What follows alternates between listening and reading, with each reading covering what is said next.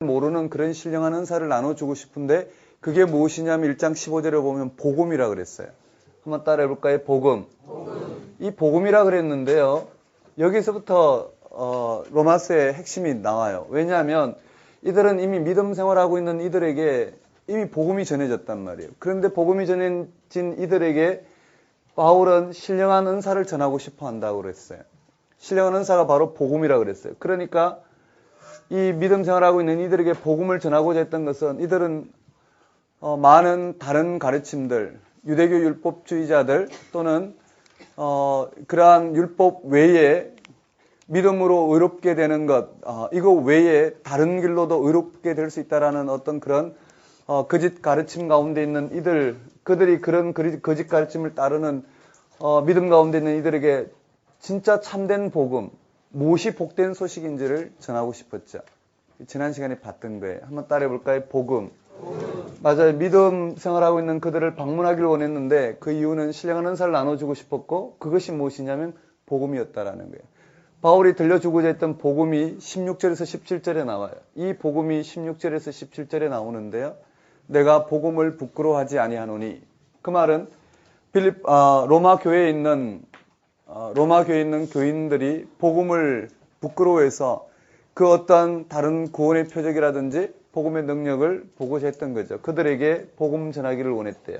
한번 따라해 볼까요? 이 복음에는 모든 믿는 자에게 네, 구원을 주시는 네, 여기에 이 복음은 무엇이냐면은 모든 믿는 자에게 구원을 주시는 하나님의 능력됨이라 그랬어요. 이 복음은 모든 믿는 자에게 구원을 주시는.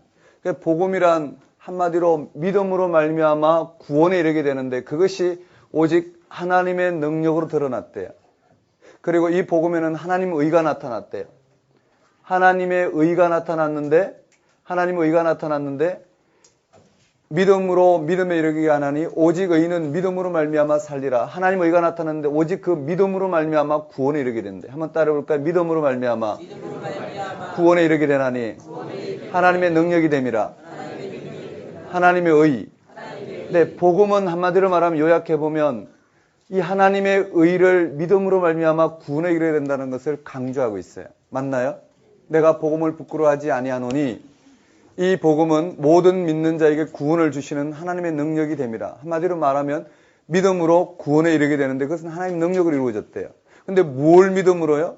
이 복음에는 하나님의 의가 나타났으니 의가 나타났대. 그 의를 믿음으로 말미암아 믿음에 이르게 하느니 오직 믿음으로 의는 살리라. 그렇죠? 의는 믿음으로 말미암아 살리라. 오직 믿음으로 하나님의 의를 믿음으로 말미암아 구원에 이르게 된대요. 이것이 바울이 전하고 싶었던 복음이에요. 그런데요, 이 복음이 무엇인지가 3장에 잘 나타나 있어요. 3장 21절에서 26절에 이 하나님의 의, 도대체 이 하나님의 의가 뭔지가 3장 21절에서 26절에 잘 나타나 있어요. 그것이 바로 예수 그리스도예요. 한번 따라해볼까요? 하나님 의의 계시. 여기에 하나님의 의의 계시가 주어졌는데 그것이 바로 예수 그리스도시라는 거예요. 이 부분은 우리가 읽으면 쉽게 이해할 수 있기 때문에 한번 따라해 볼까요? 하나님 의의 계시. 그래서 이 복음의 핵심이 이렇게 이야기되고 있어요.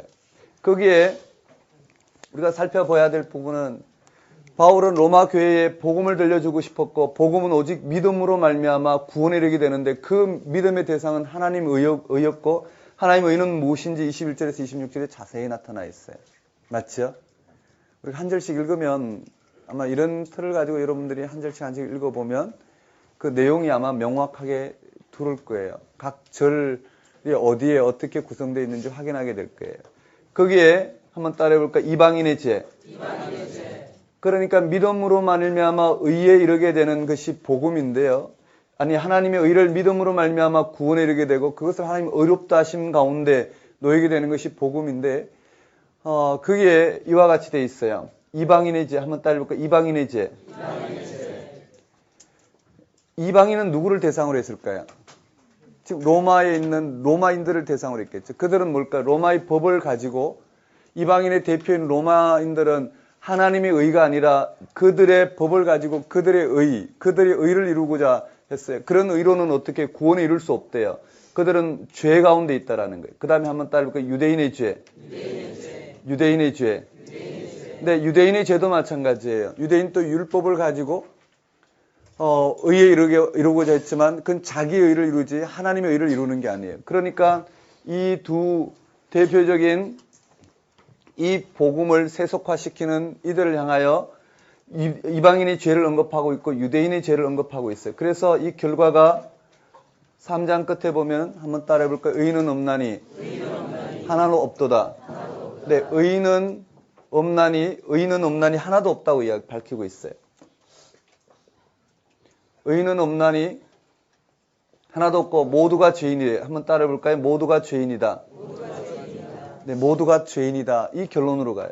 그리고는요, 의의 계시가 되는 거예요. 모두가 죄인이라는 거예요. 율법으로는 스스로 어떻게 의롭게 될 수 없나니 오직 율법은 죄를 나타낼 뿐이라고 그랬어요. 그래서 오직 하나님의 의의 계시만이 하나님께서 우리를 의롭다 하시는 그 의를 계시하시고 우리는 그 의를 믿음으로 말미암아 오직 구원에 이른다라는 거예요.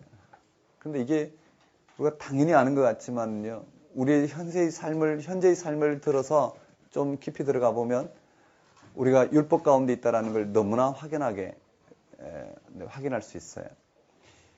늘 말씀 공부하면서 딜레마가 그거예요. 어떻게 하면 이런 진리의 인식을 하고 어떻게 하면 예수 그리스도가 나의 구주이신데 나의 구주라고 고백하고 있는 그 복음, 그러니까 십자가의 죽음과 부활 생명을 어떻게 하면 내 삶의 실존으로 받아들일까? 어떻게 하면 그게 가능할까라는 거예요. 그게 요즘은 굉장한 에너지를 쏟고 있는데요. 어떻게 하면 그게 가능할까? 그렇죠. 날마다 내 삶 속에서 내가 오늘 또 예를 들어서 예수 그리스도의 십자가의 죽음과 부활에 대한 이러한 인식과 경험이 없이도 내가 기뻐하고 내가 오늘 또 온전한 존재로 살아갈 수 있고 내가 아무런 불편함 없이 서 있다라는 것은 어떻게 보면 예수가 나의 구주라는 이 사건과는 무관할 거예요. 어떻게 보면 내가 일상에 기뻐할 수 있고 내가 안정감을 누리고 내가 기도하고 있는 내용 또 하나님이 나를 이와 같이 사랑하신다고 생각하는 그 모든 사랑행위라고 생각하는 그 모든 것까지도 분리되어져서 철저히 그런 것부터 분리되어져서 하나님께 소속되어지는 이 땅으로부터 내가 안정감을 누리거나 나를 살아가게 한 내가 살아있다라는 것 하나님이 나를 이와 같이 세우셨다는 고백조차도 다 어떻게 해요? 내려놓고 십자가의 죽음을 경험하고 오직 부활 생명 가운데 약속하신 그 하나님이 나를 주관하도록 내어드리는 이와 같은 믿음의 담대함이 어떻게 우리로부터 이루어질 수 있을까? 그런 것이 성경 공부할 때 늘 딜레마인 것 같아요. 이건 안다고 되는 것도 아니고요. 그래서 해답은 늘 거기 있어요. 누구도 만일에 설교의 한편으로 또는 말씀을 읽을 때 이와 같은 부분이 내 가운데 충만해서 오늘 정말 하나님의 사랑을 내가 마음껏 경험할 수 있다고 이야기할 수 있다면 오히려 그것이 하나님 사랑부터 오히려 멀어져 있는 고백이지 않을까 하는 생각까지도 들어요. 왜냐하면 오늘 우리가 이 세상으로부터 철저히 분리되어져서 내가 만족을 느끼고 내가 사랑이라고 고백하는 그 모든 실체로부터 분리되어져서 철저히 하나님 앞에 단독자로 서서 하나님이 나를 주관하시는 그 삶의 나를 내어놓는다는 것은 그렇게 만족스러운 게 아니거든요. 그런 것 같아요. 하나님의 사랑을 경험했지만 경험하는 순간에 그 갈급함으로 목이 타서 견딜 수 없는 그래서 다시 오실 예수 그리스도를 소망할 수밖에 없고 하나님이 이와 같은 생명 방식을 완성시킬 그분의 손에 메어 달릴 수밖에 없고 한시라도 그의 복된 소식을 놓치고 싶지 않고 한시라도 그의 흔적을 놓치고 싶지 않아서 늘 기도할 수밖에 없는 이러한 것이 우리 실존에 일어나야 될 부분인데 우리는 어떻게 이러한 부분으로 들어갈 수 있을까? 정말 하나님 한 분만이 나를 주장할 수 있는 이 세상 소유로부터 온전히 하나님만이 나를 주장하는 그 세계 그것이 막 화려하거나 아니면 내가 이 세상에서 맛볼 수 있는 그러한 어떤 감정의 충만함이 아니라 전혀 다른 이 세상부터 분리되는 고통과 고독과 하나님만이 나를 만지신다라는 그 흔적에도 불구하고 불안함과 또 불안한 반면에 예수 그리스도를 바라볼 수밖에 없는 어떤 이런 갈급한 심정이 되는 이와 같은 영적인 부분이 어떻게 말씀을 읽을 때 가능해질 수 있을까? 어떻게 하면 온 기도의 내용과 능력이 이 속에서 새로워질 수 있을까? 뭐 이런 부분들에 고민을 할 수 있을까요? 사도 바울의 이 복음 진술에 보면 그런 것들이 아주 구석구석 나왔어요. 그러니까 그 누구도 해답을 줄 수 없고 이러한 갈급함을 가지고 하나님 앞에 섰을 때 성령 하나님은 오늘 우리에게 믿음을 주신 것처럼 이와 같은 하나님의 사랑을 우리 마음에 부음받은 그 예수 그리스도의 십자가의 죽음과 부활 생명을 통해서 거듭거듭 우리를 새롭게 하시는 그 성령 하나님의 역사하심이 우리를 내어놓는 이런 것이 바울의 궁극적인 권면이고 우리가 맛볼 수 있는 영적인 유익이다 이렇게 볼 수 있을 것 같아요. 무슨 말 하나 하지 마시고요. 네, 성경 읽으면서 부딪혀오는 부분들인데 한번 따라해 봅시다. 복음. 믿는 자에게 구원을 주시는 하나님의 능력, 하나님의 의, 하나님의 의의 계시. 그렇게 돼 있어요. 틀은 그렇게 돼 있어요. 그게 이방인의 죄가 언급돼 있고 유대인의 죄가 언급돼 있어요. 되셨나요? 그리고 모두가 죄인이다라는 결론으로 가요. 그런데 지난 시간에 안 다뤘던 이방인의 죄와 유대인의 죄 좀 후에 좀 한번 다뤄봅시다. 그러고 난 다음에 의의 계시가 언급돼 있어요. 오직 이 의가 무엇인지 하나님의 의, 우리가 왜 믿음으로 말미암아 구원에 이르게 되었는지 여러분 예수 그리스도를 믿으면 구원에 이르게 됩니다라고 그렇게 선포하는 것이 아니라 왜 우리가 예수를 믿으면 예수는 하나님의 의인데 왜 하나님의 의를 믿으면 우리가 구원에 이르게 되는지 그것이 왜 하나님의 능력이 되는지를 아주 자세하게 풀어놓고 기회가 있을 때마다 바울은 이러한 부분들 오늘 우리의 믿음의 실체를 하나씩 규명해놓고 있다라는 거예요. 한번 따라해 봅시다. 하나님의 의, 하나님의 의의 계시. 이러한 하나님의 의를 믿음으로 말미암아 의롭다함을 받은 아브라함의 예를 통해서 언급하고 있어요. 한번 따라 볼까요? 아브라함. 여기는 아브라함의 예를 들어서 언급하고 있어요. 한번 따라 볼까요? 아브라함의 믿음. 네, 아브라함이 믿음으로 말미암아 의롭다함을 받은 이 사건을 들어서 이 하나님이 오늘 우리를 믿음으로 말미암아 구원에 이르게 하는 이 놀라운 이 사건이 새로운 것이 아니라 이미 하나님이 그렇게 당신의 백성을 불러주셨고 지금 또 이렇게 당신의 백성을 불러주신다라는 거예요. 이 말 이해되시나요? 지난 시간에 말씀드린 것처럼 아브라함이 믿음으로 말미암아 의롭다함을 받고 그 믿음으로 말미암아 아브라함의 후손이 하나님 백성 되는 약속을 받았어요. 그 후에 그 약속대로 믿음으로 말미암아 주어진 그 약속대로 하나님은 이 백성들을 불러주시고 그리고 이 백성들에게 하나님 백성임을 아브라함의 약속에 의해서 이루어진 하나님 백성임을 할례를 통해서 또 율법을 통해서 이들을 어떻게 당신 백성 삼으셨단 말이에요. 그러니 어떻게 해요? 다시 당신 백성을 부르실 때까지 오직 이 할례와 율법은 유효하고 다시 당신 백성을 부르실 때는 어떻게 해요? 아브라함의 믿음으로 말미암아 불러셨던 것처럼 오늘 우리도 믿음으로 말미암아 당신 백성 부르시는 것이 당연하지 않느냐라는 거예요. 맞죠? 그것이 여기 언급되어 있어요. 첫 번째 아브라함의 믿음으로 말미암아 의롭게 된 예를 통해서 언급된 것이요. 한번 따라 볼까요? 행위가 아니라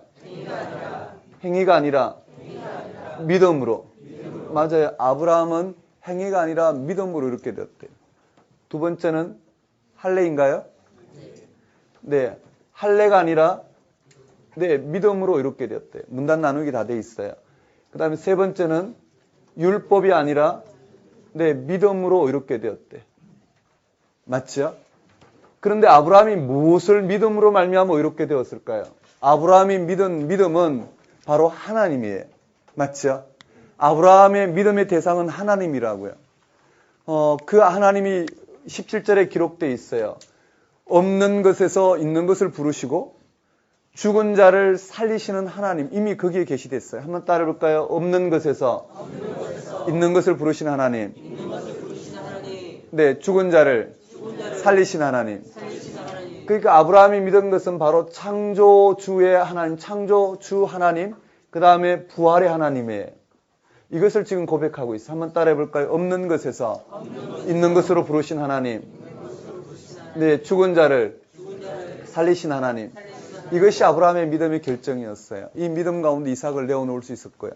그런데 이런 아브라함의 믿음이 아브라함만을 위한 것이 아니라 오늘 우리를 위한 것이라고 그랬어요. 맞나요? 그래서 아브라함만을 위한 것이 아니라 오늘 우리를 위한 것이라. 그 말을 다시 되짚어보면 하나님은 당신 백성을 부르실 때 아브라함을 믿음 가운데 의롭다 하시고 그 아브라함에게 하나님은 그 후손을 당신 백성 삼으셨어요. 그런 하나님의 당신 백성 삼으신 믿음으로 의롭다 하는 사건이 아브라함만을 위한 것이 아니라 오늘 우리를 믿음으로 말미암아 의롭다 하시기 위해서 아브라함을 그와 같이 당신 백성 삼으시는 믿음의 도구로 사용하시고 그리고 그 후손들을 통해서 당신 백성 삼으셨다라는 거예요. 그것이 오늘 우리에게 주어진 믿음으로 의롭다함을 받는 원리로 하나님 백성 되는 사건이라는 거예요. 맞죠? 한번 따라해 보실까요? 아브라함의 믿음. 행위가 아니라, 할례가 아니라, 율법이 아니라, 오직 믿음으로, 없는 것에서 있는 것으로, 죽은 자를 살리신 하나님을 믿는 믿음으로 의롭게 됨. 아브라함만을 위한 것이 아니요. 네, 우리를 위한. 네, 오늘 우리를 위한 사건이라는 거예요. 이것이 1장부터 4장까지 내용이에요. 그렇다면 5장부터는요. 한번 따라해 볼까요? 믿음으로 의롭다함을 받은 사람의 삶. 맞아요. 믿음으로 의롭다함을 받은 사람의 삶은 실제로 어때야 되느냐라는 거예요. 믿음으로 의롭다함을 받은 사람의 삶은 앞에 언급했던 믿음으로 의롭게 된 이 사건을 입체적으로 지금 규명하고 있어요. 지난 시간에 봤던 도용에서 입체적으로요. 오늘 우리를 어떻게 해요? 부활하신 예수 그리스도를 통해서 오늘 우리에게 하나님은 온전한 회복을 선언하셨어요. 그리고 창조시 때 허락하셨던 그 생명이 파괴되었고 그 생명을 다시 하나님부터 오늘 예수 그리스도를 통해서 오늘 우리에게 약속하셨어요. 우리는 온전한 하나님의 소유이고 창조시에 빚었던 그 하나님의 창조적 피조물로서 우리는 온전해진 존재로 하나님 앞에 부름을 받았어요. 맞죠? 그런 존재로 오늘 우리는 선취된 이 하나님 나라 그 생명을 가지고 다스리시는 그 하나님 다스림으로 우리 이 땅을 살아가고 있어요. 오늘 이 땅을 살아가고 있는 우리의 실존은 무엇과 같으냐라는 거예요. 한번 따라해 볼까요? 하나님과 화평을 누리고 네, 우리는 이 하나님과 화평을 누리고 하나님의 영광을 바라고 즐거워하는 이와 같은 삶이 우리에게 주어진 삶이에요. 이 말 맞아요. 그렇죠? 다시 말씀드리면 지난 시간에 나눴던 것 한 반복해 보면은요. 여러분 무엇이 구원이냐에 따라서 오늘 우리에게는 참으로 기뻐해야 될 내용이 달라지게 돼 있어요. 여러분 무엇이 구원인가?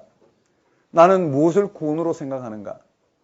나는 이 땅에 내 삶이 조금 더 확장되어서 성취되는 것을 구원이라 생각하는가? 그래서 하나님 앞에 더 신실하게 서서 내 문제가 조금 더 확장되어지고 이 땅에서의 삶이 좀 더 보장되어지고 이 땅에서의 삶이 조금 더 의미 있어지는 것이 구원인가? 그래서 좀 더 윤리적이고 좀 더 도덕적으로 사는 것이 구원인가? 아니면 내가 이 땅에 예수 그리스도의 이름으로 좀 더 섬기고 봉사하는 자체를 구원인가? 그러니까 이 삶에서 이 삶으로 나아가는 것이 구원이라고 생각할 때는 어떻게 해요? 오늘 우리는 그 삶이 일어나야지 우리에게는 기쁨이 될 거예요. 구원을 이루는 삶이 기쁨이라고 했을 때요. 그런데요, 하나님은 예수 그리스도의 십자가의 죽음과 부활 생명이 오늘 우리에게는 복된 소식이라고 그랬어요. 맞죠? 즉 구원을 이루는 복된 소식이래요. 그 말은 내가 이 땅에서 성취하거나 윤리 도덕적으로 좀 더 경건하게 살거나 아니면 성김과 봉사로 살고자 하는 모든 동기조차도 어떻게 해요? 십자가에 못 박히는 거예요. 철저히 세상으로부터 내가 어떻게 해요? 독립되는 거예요. 이 세상에 그렇다고 해서 허무주의나 이걸 말하는 게 아니에요. 역사로부터의 도피가 아니에요. 피안으로의 세계가 아니란 말이에요. 철저히 이와 같은 생명 방식을 가지고 세상이 주는 이와 같은 성취와 내가 내 노력으로 무엇을 함으로 말미암아 느끼는 평안과 무엇을 내가 바라는 어떤 그런 구원으로부터 철저히 어떻게 해요? 못 박히는 거예요. 그것이 우리에게는 가장 실질적인 것 같지만 그렇지 않다라는 거예요. 그것은 하나님 없이도 이 세상에서 누릴 수 있는 우리의 삶이라는 거예요. 하나님 없이도 내가 섬김과 봉사를 통해서 맛보는 똑같은 부분들을 예수 그리스도의 이름으로 섬김에 봉사하면서 똑같은 부분을 가져요. 그런 자체가 구원이 아니라 철저히 그 모든 것도 어떻게 못 박히고 철저히 이 세상으로부터 완전히 자유롭게 되는 것. 자유롭다는 말이 좀 그렇지만은요. 철저히 어떻게 해요? 이 세상으로부터 이 세상의 소유로부터 자유롭게 되어져서 오직 하나님만이 내 모든 삶의 동기요. 하나님만이 내 삶을 온전히 다스리시는 그 생명 현상에 나를 내어놓고 그 하나님이 나를 주관하시도록 내어놓는 이 삶이 우리에겐 결정적인 삶이라 할 수 있겠어요. 여러분 맞죠? 근데 이게 얼마나 두렵고 담대함이 필요한지 몰라요. 거기에서 한번 생각해 보십시다.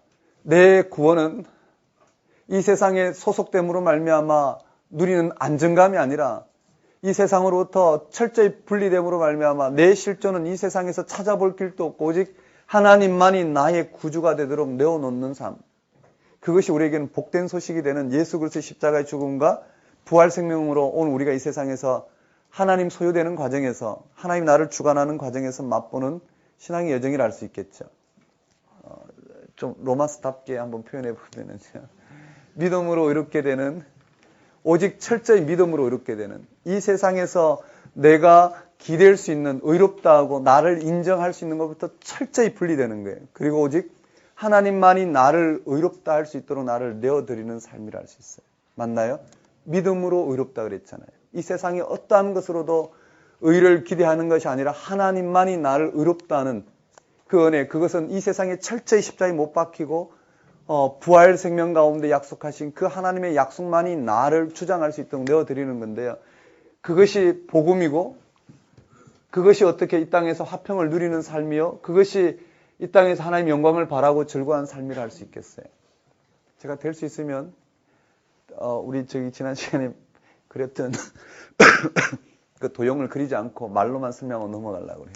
아니면 이 전체를 주파할 수가 없을 것 같았어요. 거기 메워버릴 것 같았어요. 한번 따라해볼까요? 하나님과 화평을 누리고 영광을 바라고 즐거워함. 여러분 이 말의 깊이 한번 들어갈 수 있었으면 좋겠어요.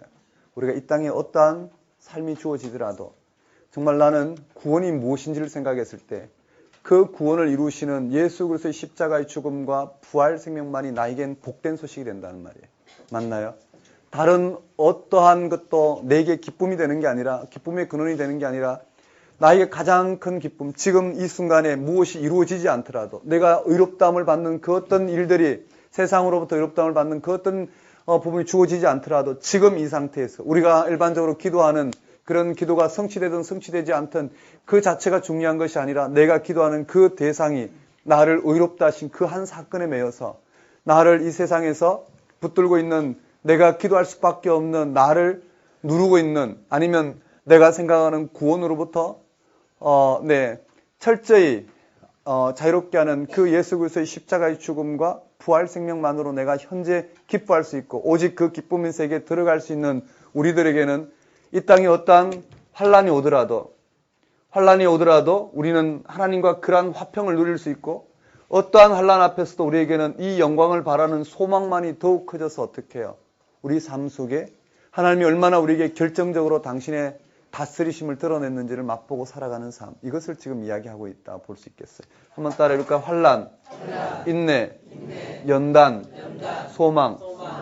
바울은 개연성이 있는지 없는지 모르지만 환란 가운데도 우리에게는 이 소망, 온전히 하나님이 우리를 주관하는 그 영광의 세계에 참여하는 이 소망이 더욱 커지기 때문에 이 세상에 어떠한 환란에도 불구하고 우리는 하나님과 화평을 누릴 수 있고 하나님의 영광을 바라고 즐거워할 수 있는 삶이 우리 가운데 펼쳐졌다는 거예요. 그것이 바로 복음이래요.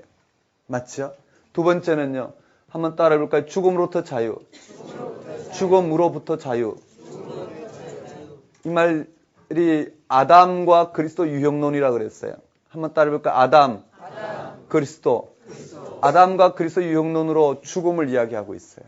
여러분 한번 생각해 보셔요. 십자가와 부활 생명을 통해서 우리가 철저히 이 세상으로부터 격리가 되어서 하나님 앞에서는 이 실존을 맛보는 오늘 우리들에게 첫 번째 주어져야 될 게 뭘까요? 우리는 어떠한 환난에도 불구하고 하나님과 화평을 누리고 그 영광을 바라고 즐거워하는 우리의 실존 가운데 있다는 걸 알고 있는 오늘 우리에게 주어진 것은 죽음으로부터 자유예요. 철저히 내가 이 세상에서 맛보는 죽음, 그 사망 권세로 가난이라는 문제도 결국은 죽음과 연결되죠. 질병이라는 것도 결국은 죽음과 연결되고 내가 이 땅에 무엇을 성취하고 성취하지 않고도 결국은 죽음과 연결돼요. 그러니까 결국은 이 죽음으로부터도 철저히 분리되어져서 하나님으로부터 오늘 우리를 의롭다 하신 그 놀라운 은혜 가운데 나를 놓는 것. 한번 따라해 볼까요? 죽음으로부터 자유. 세 번째는요, 죄로부터 자유. 죄로부터 자유예요. 이 죄로부터 자유는 세례를 들어서 이야기하고 있어요. 우리가 어떤 존재인지를 철저히 죄로부터 자유롭다는 걸 들고 있어요. 그 다음에 여기에는요, 한번 따라해 볼까요? 의의 병기, 불의의 병기. 로마서 6장에 이러한 내용들을 좀 자세히 설명했죠. 거기 한번 따라해 볼까요? 불의의 무기, 의의 무기, 죄의 종, 의의 종. 그래서 오늘 우리의 삶에 한번 따라해 볼까요? 불의의 무기. 우린 이 세상에서 이와 같은 우리의 의를 이루고 사는 불의의 무기가 아니고 우리는 의의 무기라 그랬어요. 우리는 죄의 종이 아니고 의의 종이라 그랬어요. 이 말 이해되시죠? 우리는 하나님으로부터 상속받은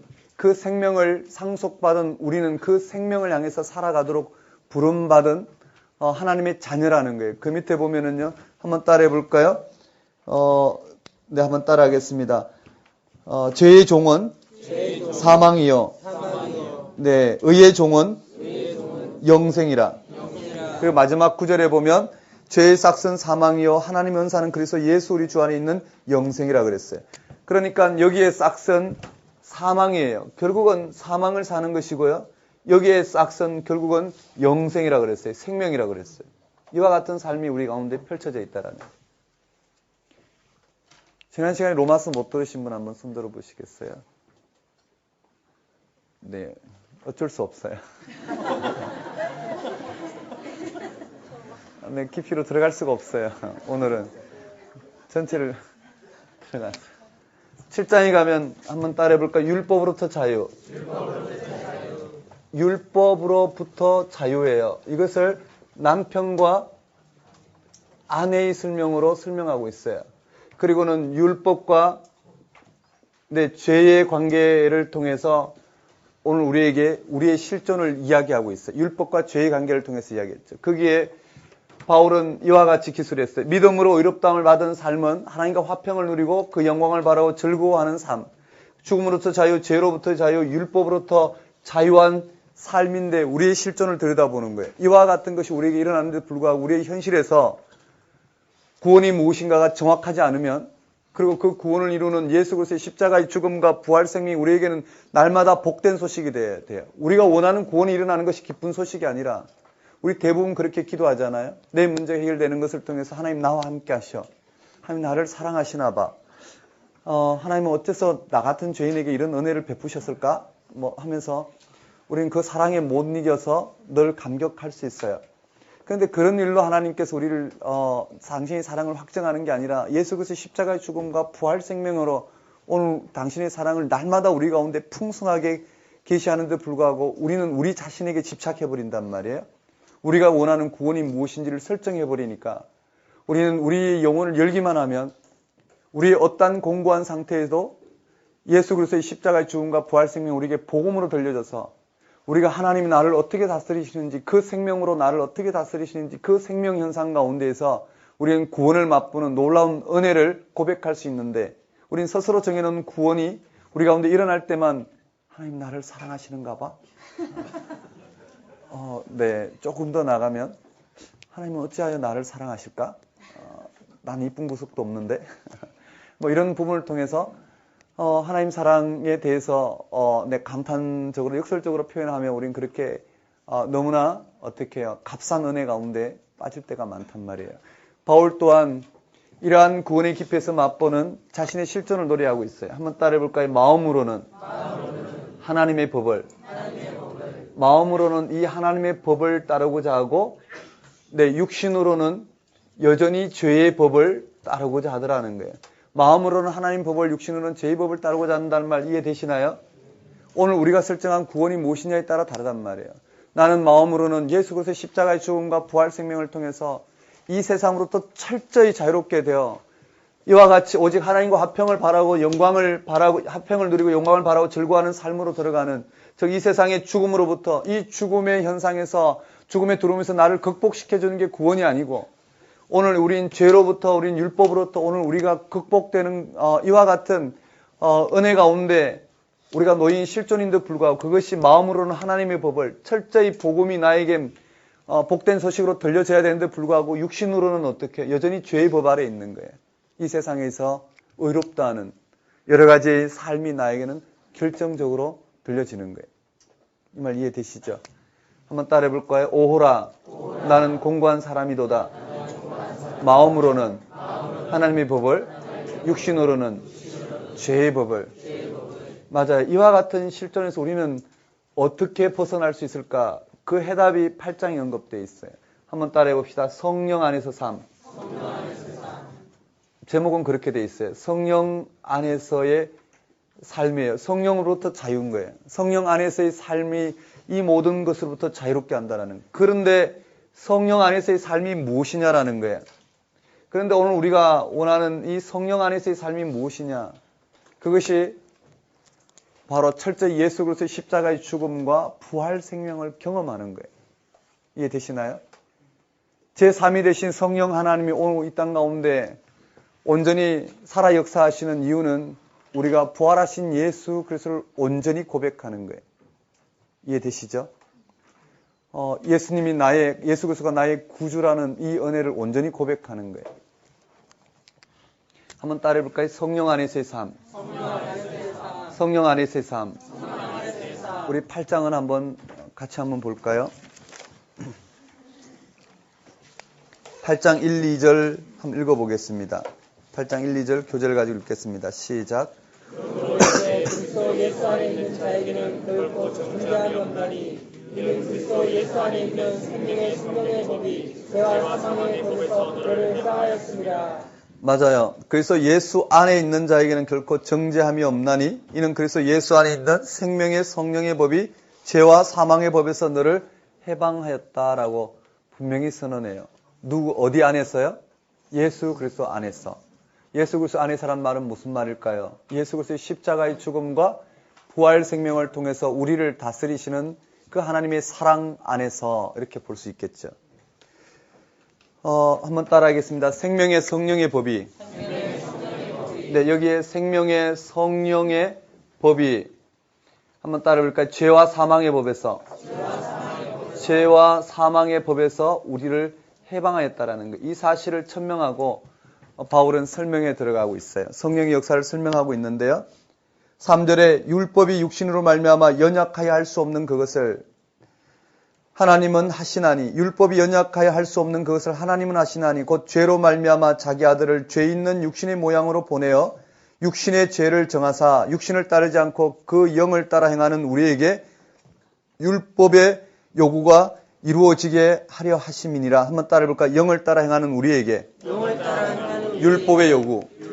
맞아요. 생명의 성령의 법이 죄와 사망의 것을 우리를 해방하기 때문에 이 영이 오늘 우리 가운데 드러낸 십자가의 죽음과 부활 생명을 오늘 우리의 가장 기쁜 소식, 즉 십자가의 죽음과 부활 생명을 통해서 오늘 우리 가운데 의롭다 하신 그 하나님의 십자가의 죽음과 부활의 능력을 맛보게 되면 오늘 우리에게는 율법의 요구가 이루어진대요. 한번 따라해볼까요? 율법의 요구. 그게 뭘까요? 믿음으로 말미암아 의롭다는 사건이죠. 율법의 요구는 우리를 하나님 앞에 세우는 거예요. 우리를 하나님 앞에 세우시고 그 생명을 허락하신 사건인데요. 율법의 요구가 이루어지게 하려 하심이라. 5절에 육신을 따르는 자는 육신의 일을, 영을 따르는 자는 영의 일을 생각하나니 육신을 따르는 자는 육신의 일을 생각하고 영을 따르는 자는 영의 일을 생각하니 육신의 생각은 사망이요 영의 생각은 생명과 평안이라 그랬어요. 한번 따라해볼까? 육신을 따르는 자는 즉 죄와 사망의 법에 있는 육신을 따르는 자는 육신의 일을 맞죠? 영을 따르는 자는 영의 일을 생각하는데 그게 뭘까요? 예수 그리스도의 십자가의 죽음과 부활 생명을 가리켜요. 맞나요? 오늘 내가 성경 공부하러 오는 것은 영의 소욕, 성령의 소욕이고 네, 그렇지 않고 내 개인적인 일을 보는 건 육신의 소욕, 그렇지 않다라는 것. 이 땅에서 우리가 할 수 있는 것, 할 수 있느냐 할 수 없느냐라는 것은 다 육신의 일이에요. 영의 일은 오직 예수 그리스도의 십자가의 죽음과 부활 생명을 통해서 내 생명 가운데 거하는 거예요. 하나님이 오직 우리를 내 소유하시고 다스리는 이와 같은 은혜 가운데 나아가는 걸 알 수 있어요. 여기에 영의 일은 뭐라고요? 육신의 일은 뭐라고 그랬죠? 그 육신의 일은 육신의 생각은 사망이요. 한번 따를까? 육신의 생각은 사망이요. 영의 생각은 생명과 평화라. 맞나요? 평안. 네, 좋아요. 생명과 평안이라. 이와 같이 언급되어 있어요. 그 다음에요. 그래서 7절에 육신의 생각은 하나님과 원수가 되나니 이는 하나님의 법에 굴복하지 않을 뿐 아니라 할 수도 없습니다. 맞죠? 우리가 십자가의 죽음과 부활 생명을 통하지 아니하고는 우리는 하나님 법에 굴복할 수 없어요. 하나님 우리를 우리에게 요구하는 그 율법을 우리는 지킬 수가 없어요. 육신에 있는 자들은 하나님을 기쁘게 할 수 없느니라. 만일 너희 속에 하나님의 영이 거하시면 너희가 육신에 있지 아니하고 영에 있나니 누구든지 그리스도의 영이 없으면 그리스도의 사람이 아니라.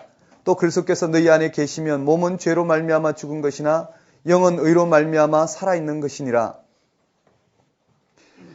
예수를 죽은 자 가운데 살리시는 영이 너희 안에 거하시면 예수 그리스도를 죽은 자 가운데서 살리시니가 너희 안에 거하시는 그의 영으로 말미암아 너희 죽을 몸도 살리리라. 이렇게 돼 있어요. 그래서 형제들아 우리가 빚진 자로 돼 육신에 져서 육신으로 살 것이 아니라 한번 따라해볼까? 육신에게 져서 육신대로 살 것이 아니라. 네, 그리고 너희가 육신대로 살면 반드시 죽을 것이로되 영으로서 몸의 행실을 죽이면 살리니 무릇 하나님의 영으로 인도함을 받은 사람은 곧 하나님의 아들이라. 한번 동그라미 해봅시다. 하나님의 아들, 아빠 아버지, 하나님의 자녀, 하나님의 상속자. 네, 그 단어들이 12절부터 17절까지 언급되어 있어요.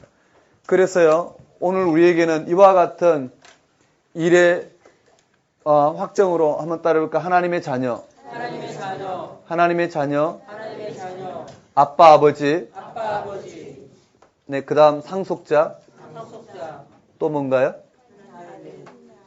네, 하나님의 아들. 이 모든 게 뭘까요? 예수 그리스도를 믿음으로 말미암아 우리에게 무엇이 주어졌다고요? 생명이 허락되었다. 이해되시나요?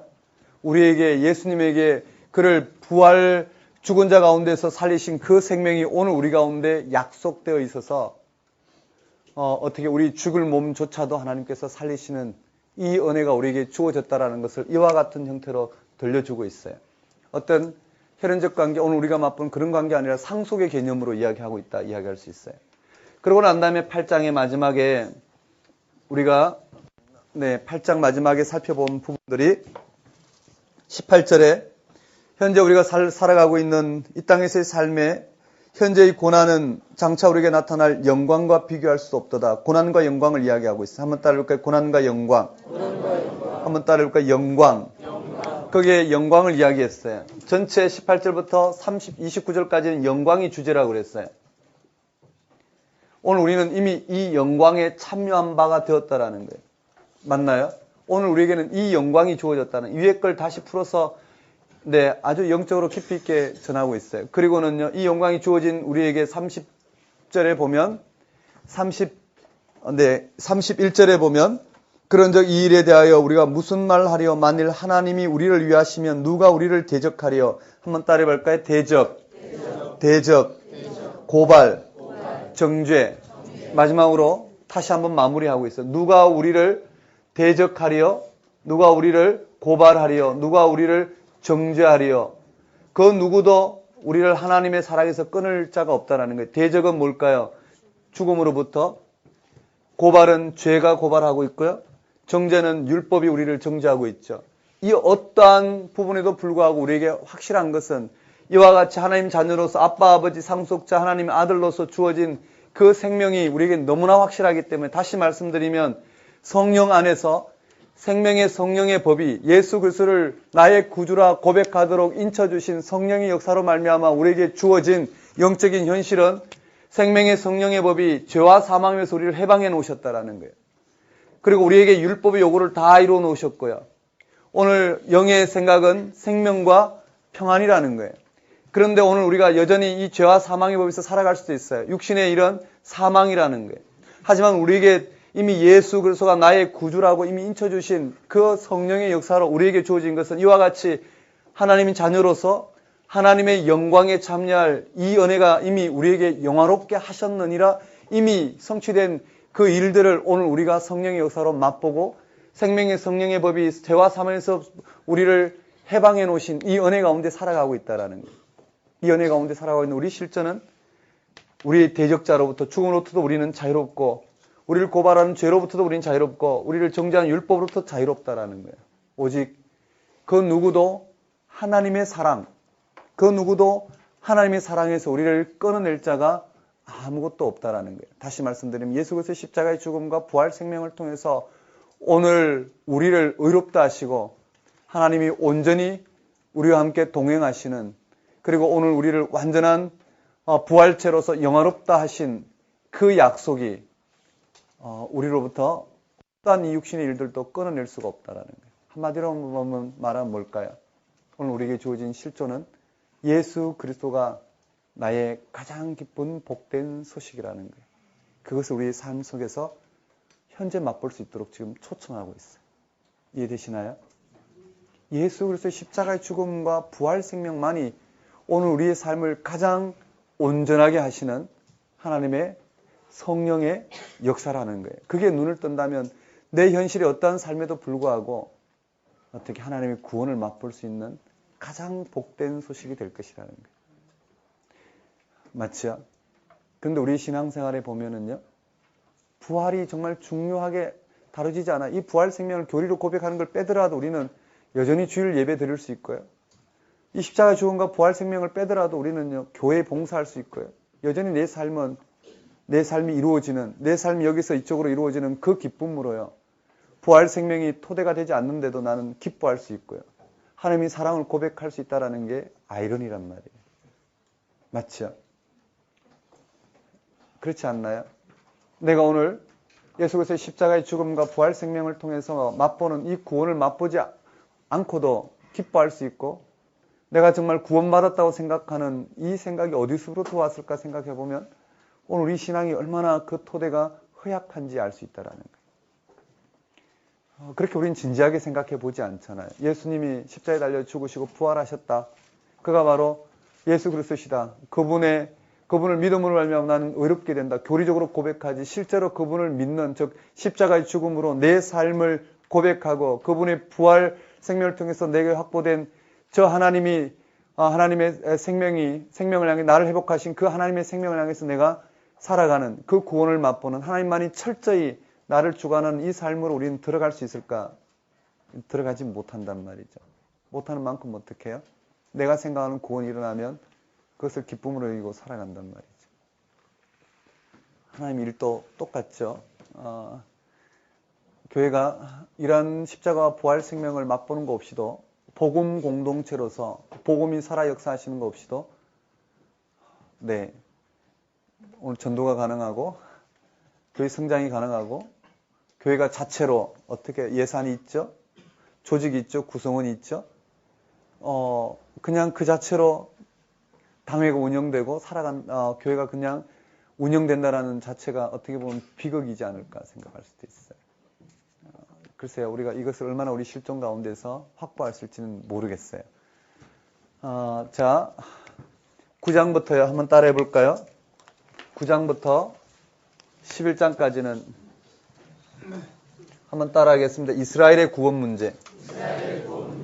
이스라엘의 구원 문제. 네, 이 믿음의 원리를 이스라엘의 구원에 적용시켜 놨어요. 이스라엘의 구원 문제에 적용시켜 놨는데 일단 넘어가겠습니다. 그리고는 이제 한번 따라해 볼까요? 11장까지는 한번 따라하겠습니다. 교리. 오늘 우리에게 믿음으로 의롭게 된 복음이 무엇인지를 교리적으로 설명했다면, 그 다음에 이 교리적으로 설명했다면, 이제 이 뒤에는 윤리적으로 우리 가운데 적용시켜놨어요. 한번 따라볼까요? 윤리. 오늘 우리의 삶 속에서 실제 부딪히는 문제 가운데 우리는 이 문제를 이 복음의 토대 위에 어떻게 우리의 문제를 바라봐야 되는지, 이 문제가 어떻게 해결될 수 있는지, 오늘 우리는 이런 문제를 통해서 어떻게 복음적으로, 즉 예수 그리스도의 십자가의 죽음과 부활 생명 토대 위에 살아가야 되는지를 적용시켜놨다 볼 수 있어요. 한번 따라해 봅시다. 예수 그리스도 안에서의 새로운 생활. 그 말은 즉 교리적 토대 위에서의 삶을 이야기하고 있어요. 거기에요. 우리 12장에 보면 첫 번째 너희 몸을 하나님이 기뻐하시는 거룩한 산 제물로 드려라. 한번 따라해 볼까요? 너희 몸을 하나님이 기뻐하시는 거룩한 산 제물로 드려라. 이런 영적인 원리는 지난 시간에 다 설명했어요. 너희 몸을 하나님이 기뻐하시는 거룩한 산 제물로 드려라. 이것이 뭐라고요? 너희가 드릴 영적 예배니라. 너희 몸을 하나님 기뻐하시는 산 제물로 드려라. 이 말이 무슨 말일까요?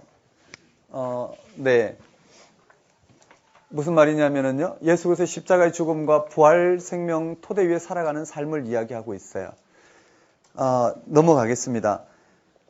이 신앙과 현실이 일치되는 삶, 너희 몸, 우리의 실존을 말하고 있죠. 그것을 하나님이 기뻐하시는 거룩한 산제물, 하나님 기뻐하시는 게 뭘까요? 예수 그리스도의 십자가의 죽음을 받아들이고 하나님이 우리를 의롭다 하신 그 부활 생명 위에 살아가는 삶, 하나님 우리 가운데 허락된 그 구원을 기뻐하며 사는 삶, 그것이 바로 산제물로 드리는 삶이요, 그것이 바로 우리의 드릴 영적 예배라는 거예요.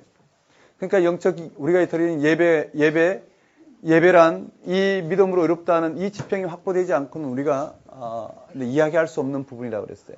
그 다음에 이 원리를 뭘로 이야기하고 있느냐면 한번 따라해볼까요? 카리스와 카리스마의 원리로 이야기하고 있어요. 카리스는 오늘 우리가 은혜라고 이야기하고 카리스마는 은사라고 이야기하고 있는데, 너희 몸으로 하나님이 거룩하신 하나님이 기뻐하시는 거룩한 산 제물로 드리라. 이는 너희가 드릴 영적 예배니라. 너희는 이 세대를 본받지 말고 하나님의 온전하시고 선하시고 기뻐하시는 뜻이 무엇인지를 분별하라. 그것이 다 여기 포함된 거죠. 그러한 구체적인 삶이 무엇이냐면 카리스와 카리스마의 원리로 설명하고 있어요. 맞죠? 오늘 우리는 이 땅에 이와 같은 생명 방식으로 살아가요.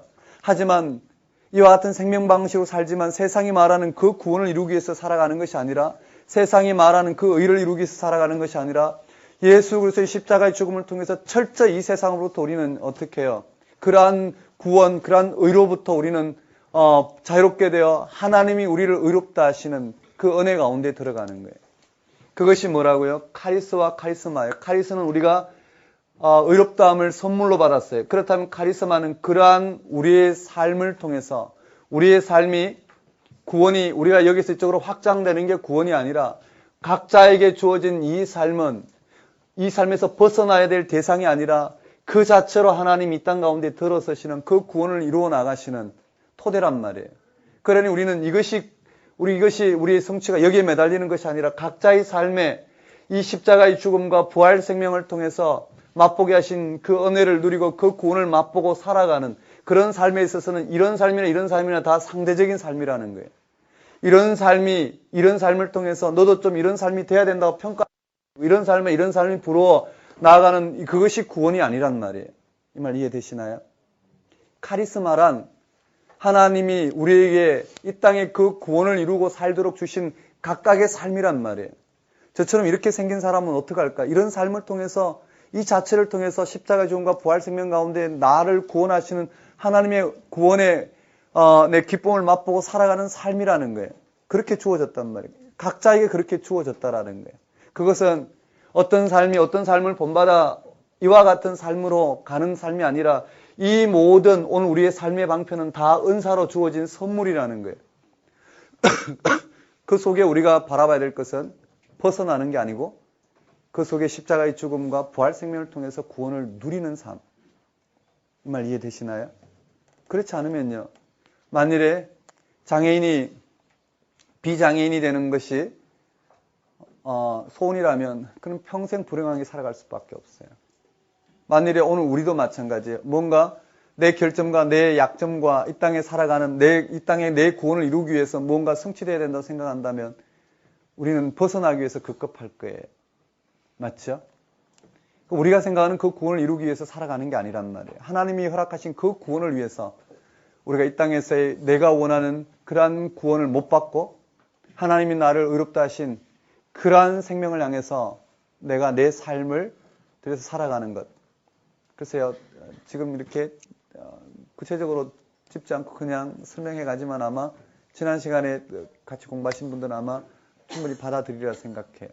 무슨 말인지 이해되시죠? 이게 분리된 게 아니란 말이에요. 너희 몸으로 산제물을 드릴 영적 예배니라. 이 영적 예배란 삶이 곧 신앙이고 신앙이 삶이고 예배가 곧 삶이고 삶이 곧 예배라는 것이 우리는 이와 같이 의롭다함을 받은 카리스 하나님 은혜로 주어진 인생이라는 것을 은혜의 법 아래에서 조명했을 때 우리의 삶은 다 어떻게 해요? 카리스마로서 각각이 다 어떻게 해요? 그 생명을 드러내도록 부름받은 지체들이라는 거예요. 그 지체는 다 하나로 연결되었어요. 한번 따라볼까요? 몸과 지체. 몸과 지체. 네, 몸과 지체로 설명하고 있고 이 카리스마를 일단 영적 직분에 의해서 자세하게 설명하고 있어요. 한번 따라해 볼까요? 예섬, 가권, 구다긍. 네, 예섬, 가권, 구다긍이에요. 이거 외울 수 있어야 돼요. 예언하는 자는, 섬기는 자는, 가르치는 자는, 권위 있는 자는, 구제하는 자는, 다스리는 자는, 긍휼히 여기는 자는 어떻게 하라? 이 모든 게 다 어떻게 한번 따라 볼까요? 카리스마라는 거예요. 한번 따라해 봅시다. 예섬가권, 구다긍. 이것만이 아니라 우리 각자에게 다 주어진 이런 인생, 이런 삶이 다 카리스마라는 거예요. 자, 이와 같이 주어져 있고요. 자, 이것이 같이 묶어진 원리예요. 이런 원리로 이 땅을 살아가는 오늘 우리의 삶의 실존을 여기 언급되어 있어요. 그게 한번 따라 볼까요? 그리스도인의 생활법칙. 이게 1번이라고 하면 이게 2번이고 3번으로 보면 그리스도인의 생활법칙. 그럼 이러한 카리스마로 살아가는 삶의 원리가 무엇이냐라는 거예요. 그게예요. 한번 따라해 봅시다. 우리 9절에요. 한번 따라해 볼까요? 악을 미워하고 선에 속하라. 네, 악을 미워하고 선에 속하라 라고 되어 있어요. 우리 실존을 이야기하고 있어요. 그 다음에 그런 것이 무엇인지 구체적으로 이야기하다 17절에 다시 떠요. 악을 악으로 갚지 말고 하나님 앞에서 선한 일을 도모하라. 악을 악으로 갚지 말고 하나님 앞에서 선한 일을 도모하라. 그 다음 마지막 21절에 악에게 지지 말고 선으로 악을 이겨라. 악에게 지지 말고 선으로 악을 이겨라. 이것이 오늘 우리에게 주어진 삶의 실존이라는 거예요. 한번 따라해 볼까요? 네, 선을 행하라. 선을 행하라. 선으로 악을 이겨라. 선이 뭘까요? 네. 지금까지 이야기한 내용이에요. 여러분, 만일에 이 12장의 내용을요, 1장부터 8장까지 이야기한 이 영적인 원리에서 설명하지 않으면 여기서 있을 필요가 없잖아요. 그렇죠? 1장부터 8장까지 설명한 바울이 믿음으로 말미암아 의롭다함을 받는 것이 무엇이고 그 안에 사는 삶이 무엇이고 성령 안에서 이와 같이 생명의 성령의 법이 죄와 사망의 순서를 해방하였고 이 생명의 성령의 법이 오늘 우리 가운데 일으키신 십자가의 죽음과 부활의 생명을 통해서 오늘 우리는 생명과 평화를 얻는 삶을 산다. 이와 같이 쭉 이야기했고 오늘 우리에게는 그 영광이 놓여 있고 이 영광 가운데 우리는 모든 이 권세로부터 우리는 자유로운 이미 하나님의 영광을 바라고 살아가는 오직 이 영광을 바라고 살아가는 이 삶이 우리에게 주어졌다라는 거예요. 그러니 우리 이 땅 안에서 살아가는 삶에서 악이 아니라 선을 이룬다라는 것은 예수 그리스도 안에서 십자가의 죽음을 받아들이고 부활 생명의 토대 위에 살아가는 삶을 이야기하고 있단 말이에요. 이해되시나요? 그것이 우리에게 주어졌어요. 왜냐하면요, 이 세상의 모든 권세는 이미 하나님께서 다 다스려 놓은 문제예요. 그럼 우리가 해야 될 문제 아니에요. 악에서 벗어나는 게 구원이 아니에요. 그저 이 악에서 벗어나기 위해서 사는 것이 구원이 아니고 우리에게는요, 어떠한 삶에도 불구하고 십자가의 죽음을 받아들이고 부활 생명 가운데 살아가는 삶이 우리에게 주어졌다는 거예요. 다시 말씀드리면 악에 대응하는 삶을 통해서 우리가 벗어나는 것이 구원이라고 생각하고 그게 결정적이라고 생각하는 한 우리는 여전히 이 세상에 소속돼서 살아가요. 맞죠? 이 말 이해되시나요? 예수 그리스도의 십자가의 길이 바로 그와 같잖아요. 이 세상에 악에 대항하는 것은 하나님께 맡기고, 맞죠? 하나님께 맡겼어요. 베드로전서에 잘 나타나 있어요. 그것을 하나님께 맡기고 욕을 욕으로 갚지 아니하시고 당신은 어떻게 해요? 선으로 행하기 위해서 하나님이 이 땅 가운데 드러내시고자 하는 그 생명을 드러내기 위해서 그는 십자가의 길로 가셨단 말이에요. 나머지 이 땅의 악의 문제는 누가 다스렸나요? 하나님께 다스리시는 거예요. 이것을 철저히 고백한다면 오늘 우리는 이 악의 현실에서 살아가지만 어떻게 해요? 이 선을 향해서 살아간단 말이죠. 이것이 하나님 마음속에서 우리 이루어진 삶이라는 거예요. 이런 삶의 구체적인 모습이요. 세상의 권세에 굴복하라는 말로 우리에겐 참으로 받아들이기 힘든 말로 전해져요. 한번 따라해볼까요? 세상의 권세에 굴복하라. 이 세상 권세에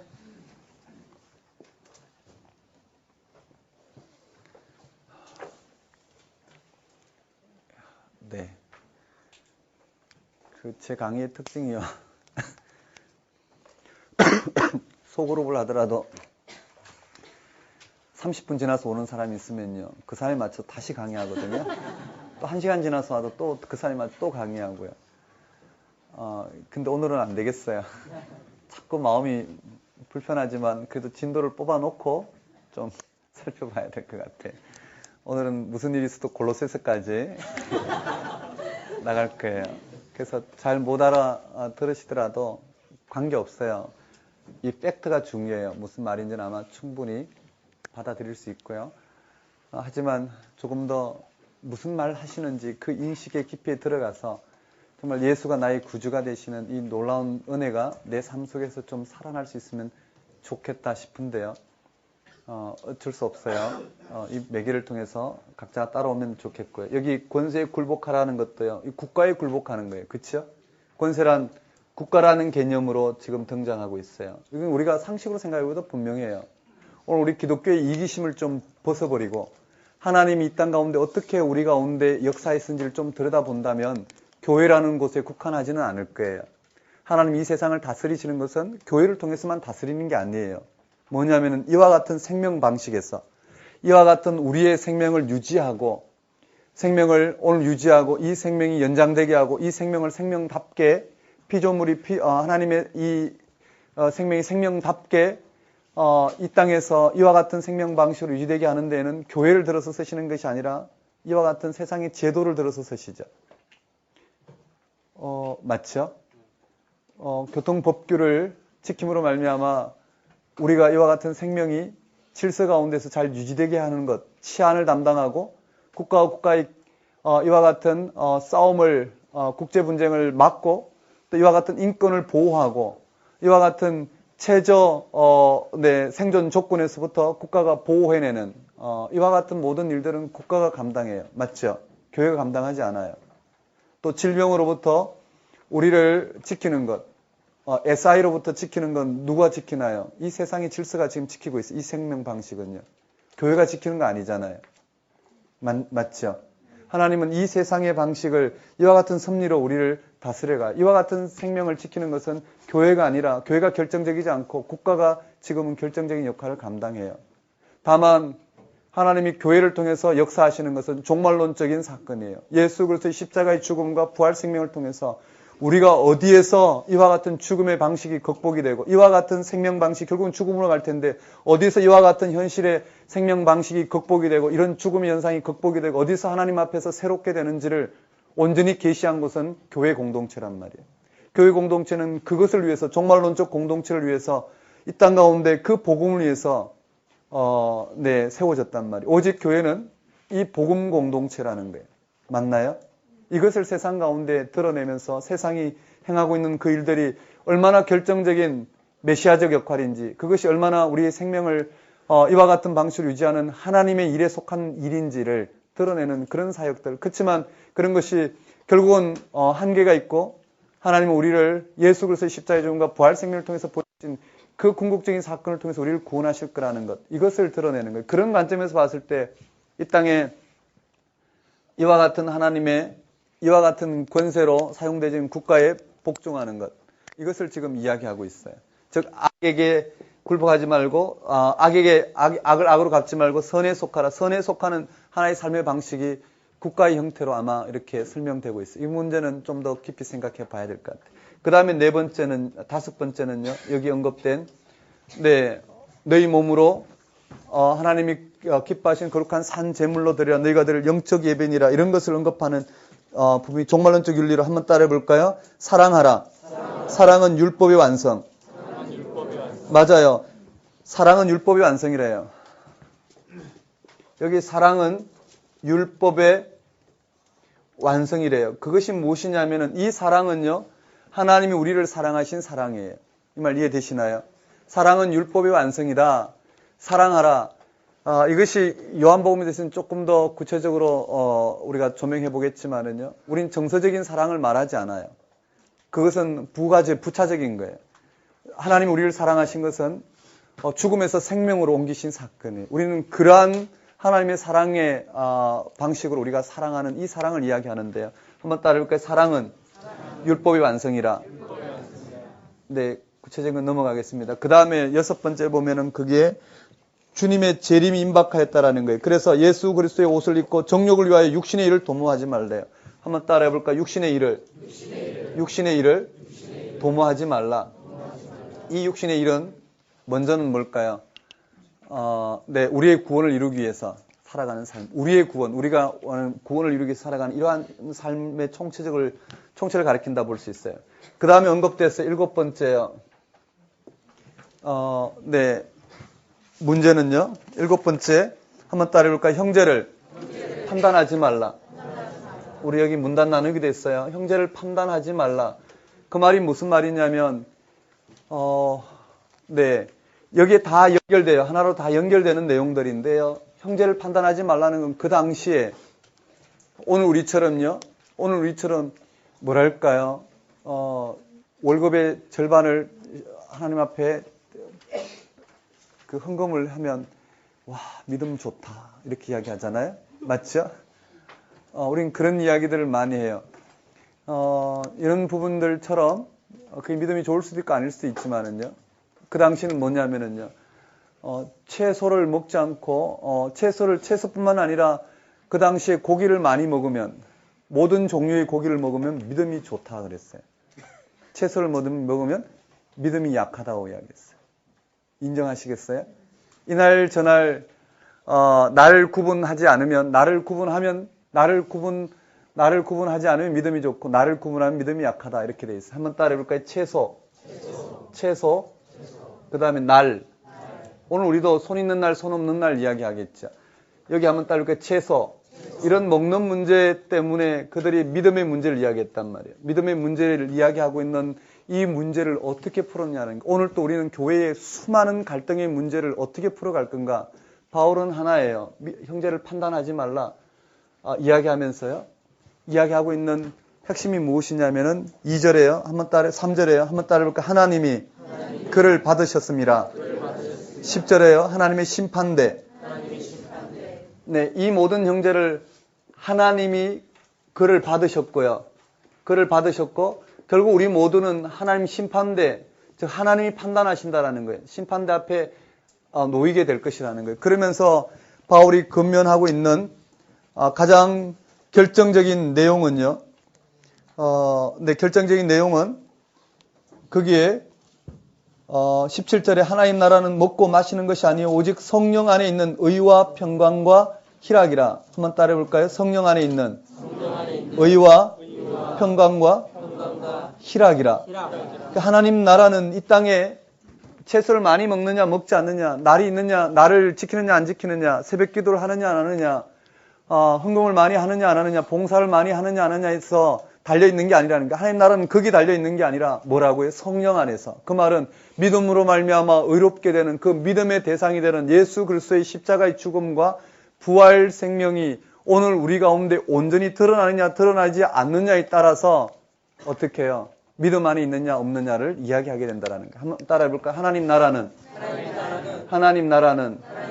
먹고 마시는 것이 아니라, 먹고 마시는 이 땅에 이러한 먹고 마시는 이런 문제가 아니라 우리가 할 수도 있고 할 수 없는 이런 일이 아니라 오직 성령 안에서 한번 따를까요? 성령 안에서. 성령 안에서. 네, 성령 안에서란 예수 그리스도 십자가의 죽음과 부활 생명을 통해서 우리가 하나님의 의롭다 하시는 그 지평에 살아가는 그 생명의 현상인 의와 평강과 희락, 이것은 성령 안에서, 즉 하나님 우리를 의롭다 하신 그 하나님 향해서 살아가는 데 있어서 열매들이죠. 의롭다, 평안, 희락 이런 것은 그 열매들이에요. 이와 같은 데 달려있다라는 거예요. 이런 이야기를 쭉 하고 있어요. 그러므로 어떻게 해요? 15장에 가면 한번 따를까요? 선을 이루고 덕을 세워라. 여덟 번째요. 선을 이루고 덕을 세워라 이렇게 돼 있어요. 선을 이루고 덕을 세워라. 그 말이 무슨 말이냐면은요.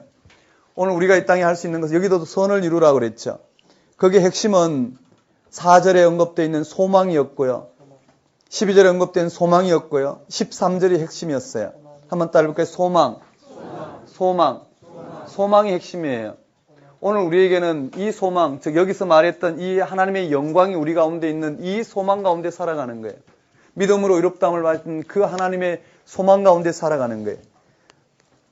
13절의 해답이라고 그랬어요. 소망의 하나님이 모든 기쁨과 평강을 믿음 안에서 너희에게 충만하게 하사 성령의 능력으로 소망이 넘치게 하시기를 원하노라. 이해되시나요? 이 땅의 문제에 많은 갈등을 이런 갈등이 한 점으로 미미해질 때까지 우리는 뭘 바라봐야 되냐? 하나님의 소망을 바라보는 거예요. 하나님 우리를 의롭다 하신 그 예수 그리스도의 십자가의 죽음과 부활 생명 안에서 이 땅의 문제, 채소를 먹느냐 먹지 않느냐, 누가 더 많이 봉사하느냐 안 하느냐, 이것이 한 점으로 미미해질 때까지 우리는 우리에게 일어난 궁극적인 하나님의 역사를 바라보는 것만이 해답이라고 들려주고 있어요. 거기에 15장 보면은요, 많은 이야기들이 있는데요. 거기에 찬양에 대한 이야기도 있고요. 이와 같은 부분이 있어요. 하지만 마지막 소망의 하나님이 모든 기쁨과 평강을 믿음 안에서 너희에게 충만하게 하사 성령의 능력으로 소망이 넘치게 하시기를 원하노라 이렇게 돼 있어요. 그리고는요, 마지막 이제 여기까지 권면이 끝났고요. 바울의 사도직과 그 위치 한번 따라해 볼까요? 바울의 사도직. 거기에 16절 한번 읽어볼까요? 16절 읽겠습니다. 시작. 이 은혜는 곧 나로 이방인을 위하여 그리스도 예수의 일꾼이 되어 하나님의 복음의 제사장 직분을 하게 하사 이방인을 제물로 드리는 것이 이 안에서 거룩하게 되어 충만하게 하려 하심이라. 네, 밑줄 한번 그어볼까요? 이방인을 위하여. 나로 이방인을 위하여 이렇게 돼 있어요. 하나님 주신 은혜를, 그는 카리스의 인생을 마지막으로 뭘까요? 자신의 삶을 통해서 이것을 너희 몸으로 하나님이 기뻐하시는 산 제물로 드려라. 이것이 너희가 드릴 영적 예배니라. 이 지평을 어떻게 끌어내냐면 마지막에 바울은요, 이 자신의 카리스 은혜를 한번 따라볼까요? 은혜.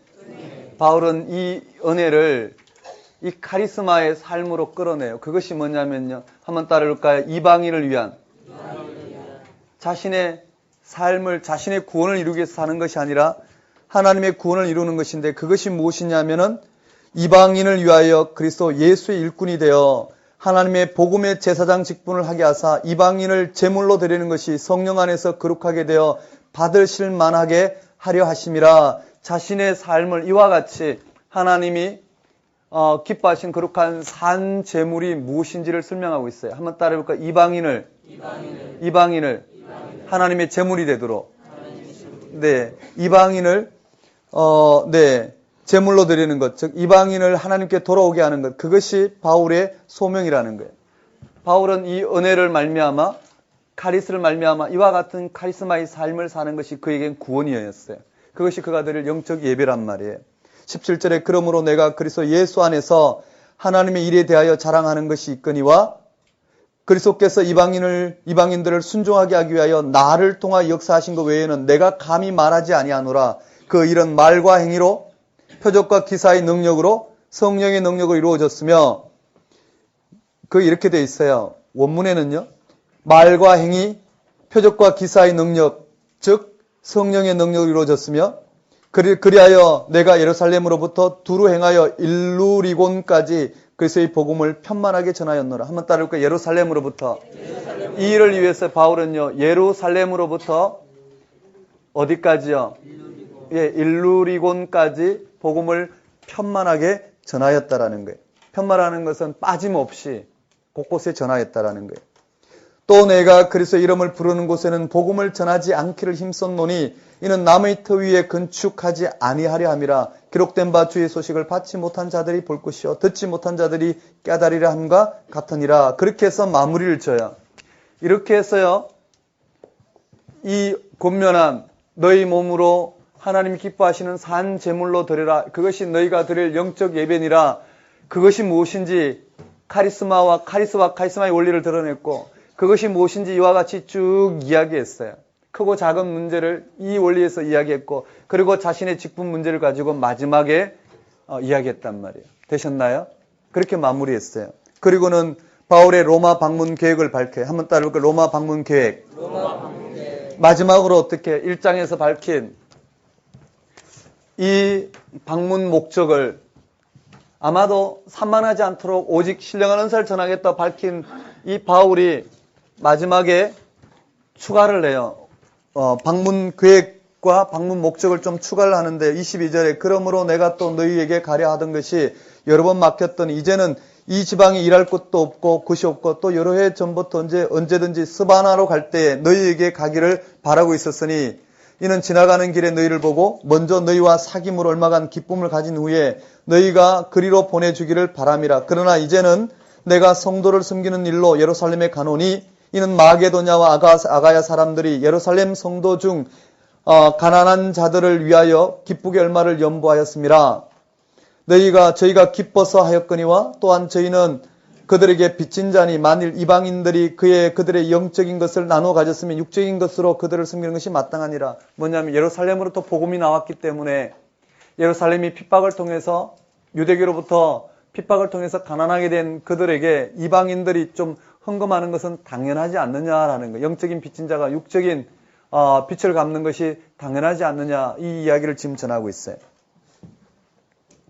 그리고는 28절에 그러므로 내가 이 일을 마치고 이 열매를 그들에게 확정한 후에 너희에게 들렀다가 사로 가리라. 내가 너희에게 나아갈 때 그리스도의 충만한 복을 가지고 갈 줄을 아노라. 그리스도의 충만한 복이 뭘까요? 이 복음이라는 거예요. 이해되시죠? 이런 부분으로 마무리 져요. 한번 따라해볼까요? 로마 방문 계획.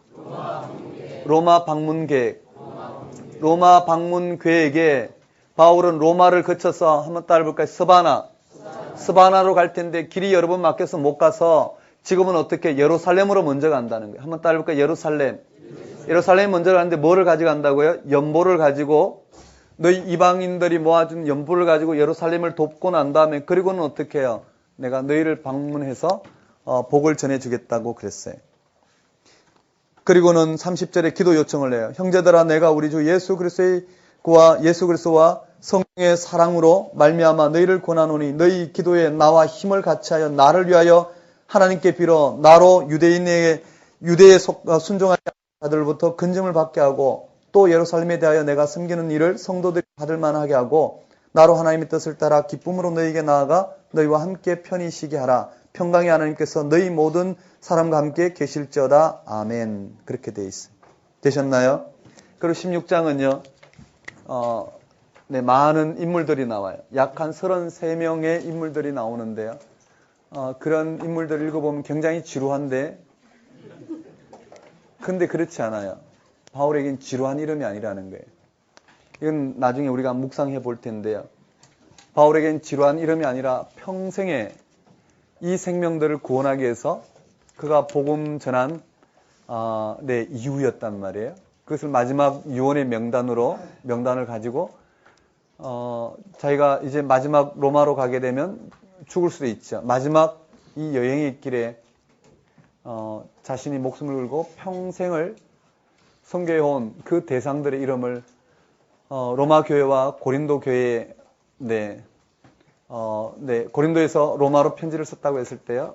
로마 교회와 고린도 교회에 여러 이 선교 여행 가운데 만났던 사람들의 이름을 기억하고요. 지금 기록하고 있어요. 거기에는요. 처음 바울이 복음을 전해서 믿었던 인물도 나오고요. 목숨을 걸고 이 편지를 가지고 로마까지 전해줘야 될 베베란 자매도 나오고요. 쌍둥이도 나오고요. 수많은 인물들이 바울의 이 선교 여정 가운데 함께했던 그러한 인물들을 지금 기록하고 있어요. 그런 내용들이 쭉 있다라는 거 생각하면서 지루하게 읽지 마시고 내게 붙여준 생명은 누구일까 생각하면서 읽어봤으면 좋겠고요. 구체적으로 나중에 다뤄보기로 하고요. 그게 25절부터 마지막까지 한번 읽어볼까요? 25절부터 마지막까지 읽겠습니다. 시작.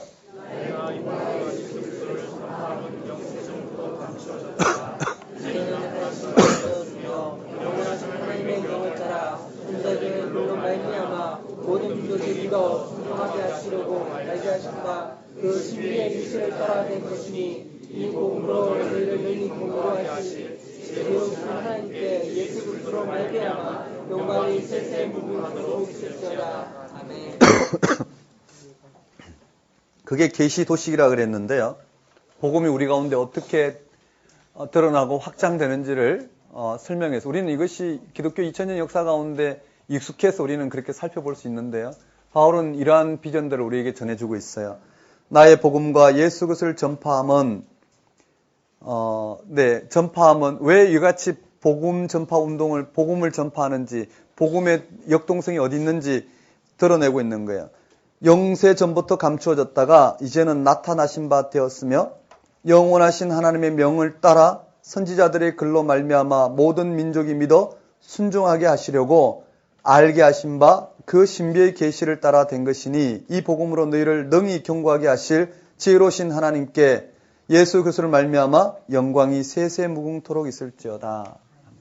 복음이 복음 가운데 계시된 하나님 나라를 읽고 이와 같이 바울은 이 복음의 능력을 붙들고 바울은 담대하게 복음을 전할 수 있다 볼 수 있어요. 복음은 뭘까요? 그 자체로 능력이 있는 거예요. 그래서 이 복음이 온 만방에 전해져서 모든 사람들로 하여금 예수 그리스도를 통하여 하나님께 영광을 돌리는 이것이 복음 가운데 계시된 하나님의 비전인 걸 읽고 바울은 이와 같이 오늘 우리에게 들려주고 있어요. 그것을 계시 도식이라 그래요. 복음에 선포된 단계죠. 이와 같이 됐어요. 마지막 철에 있고요. 한번 따라해볼까요? 믿음으로 의롭게 됨. 믿음으로 의롭다함을 받은 삶. 화평을 누리고 하나님의 영광을 바라고 즐거워하자.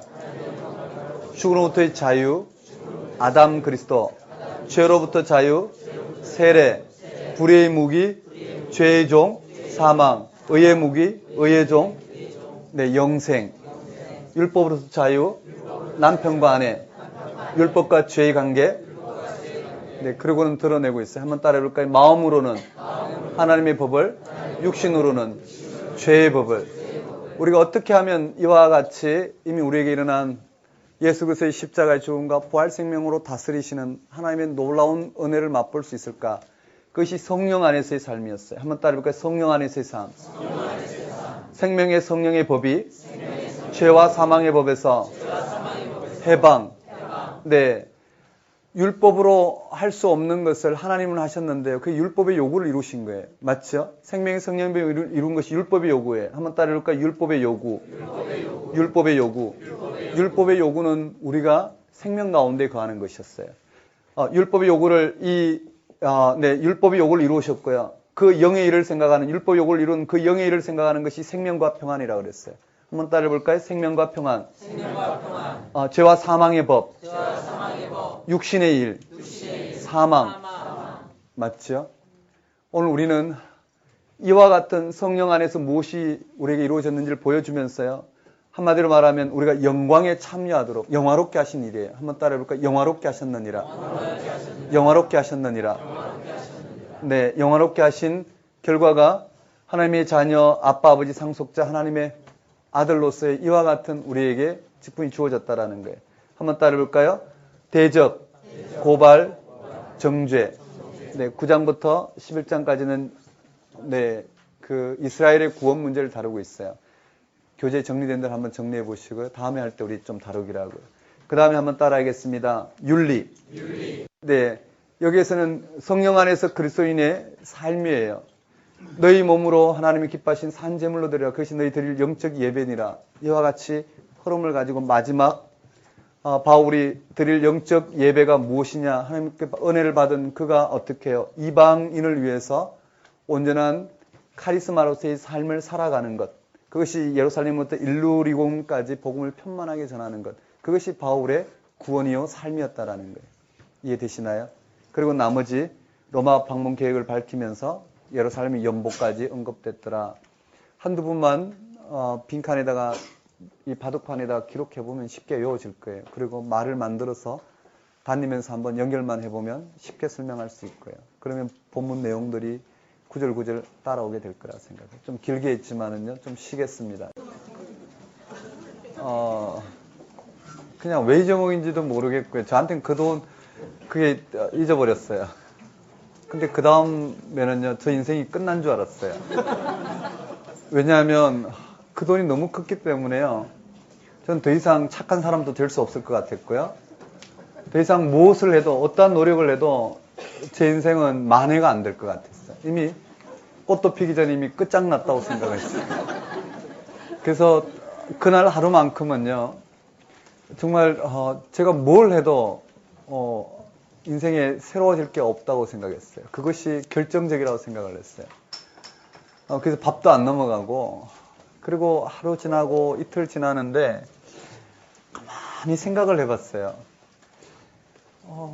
이게 내 인생하고 무슨 관계가 있을까라는 생각을 너무 괴롭다 보니까 하게 됐고요.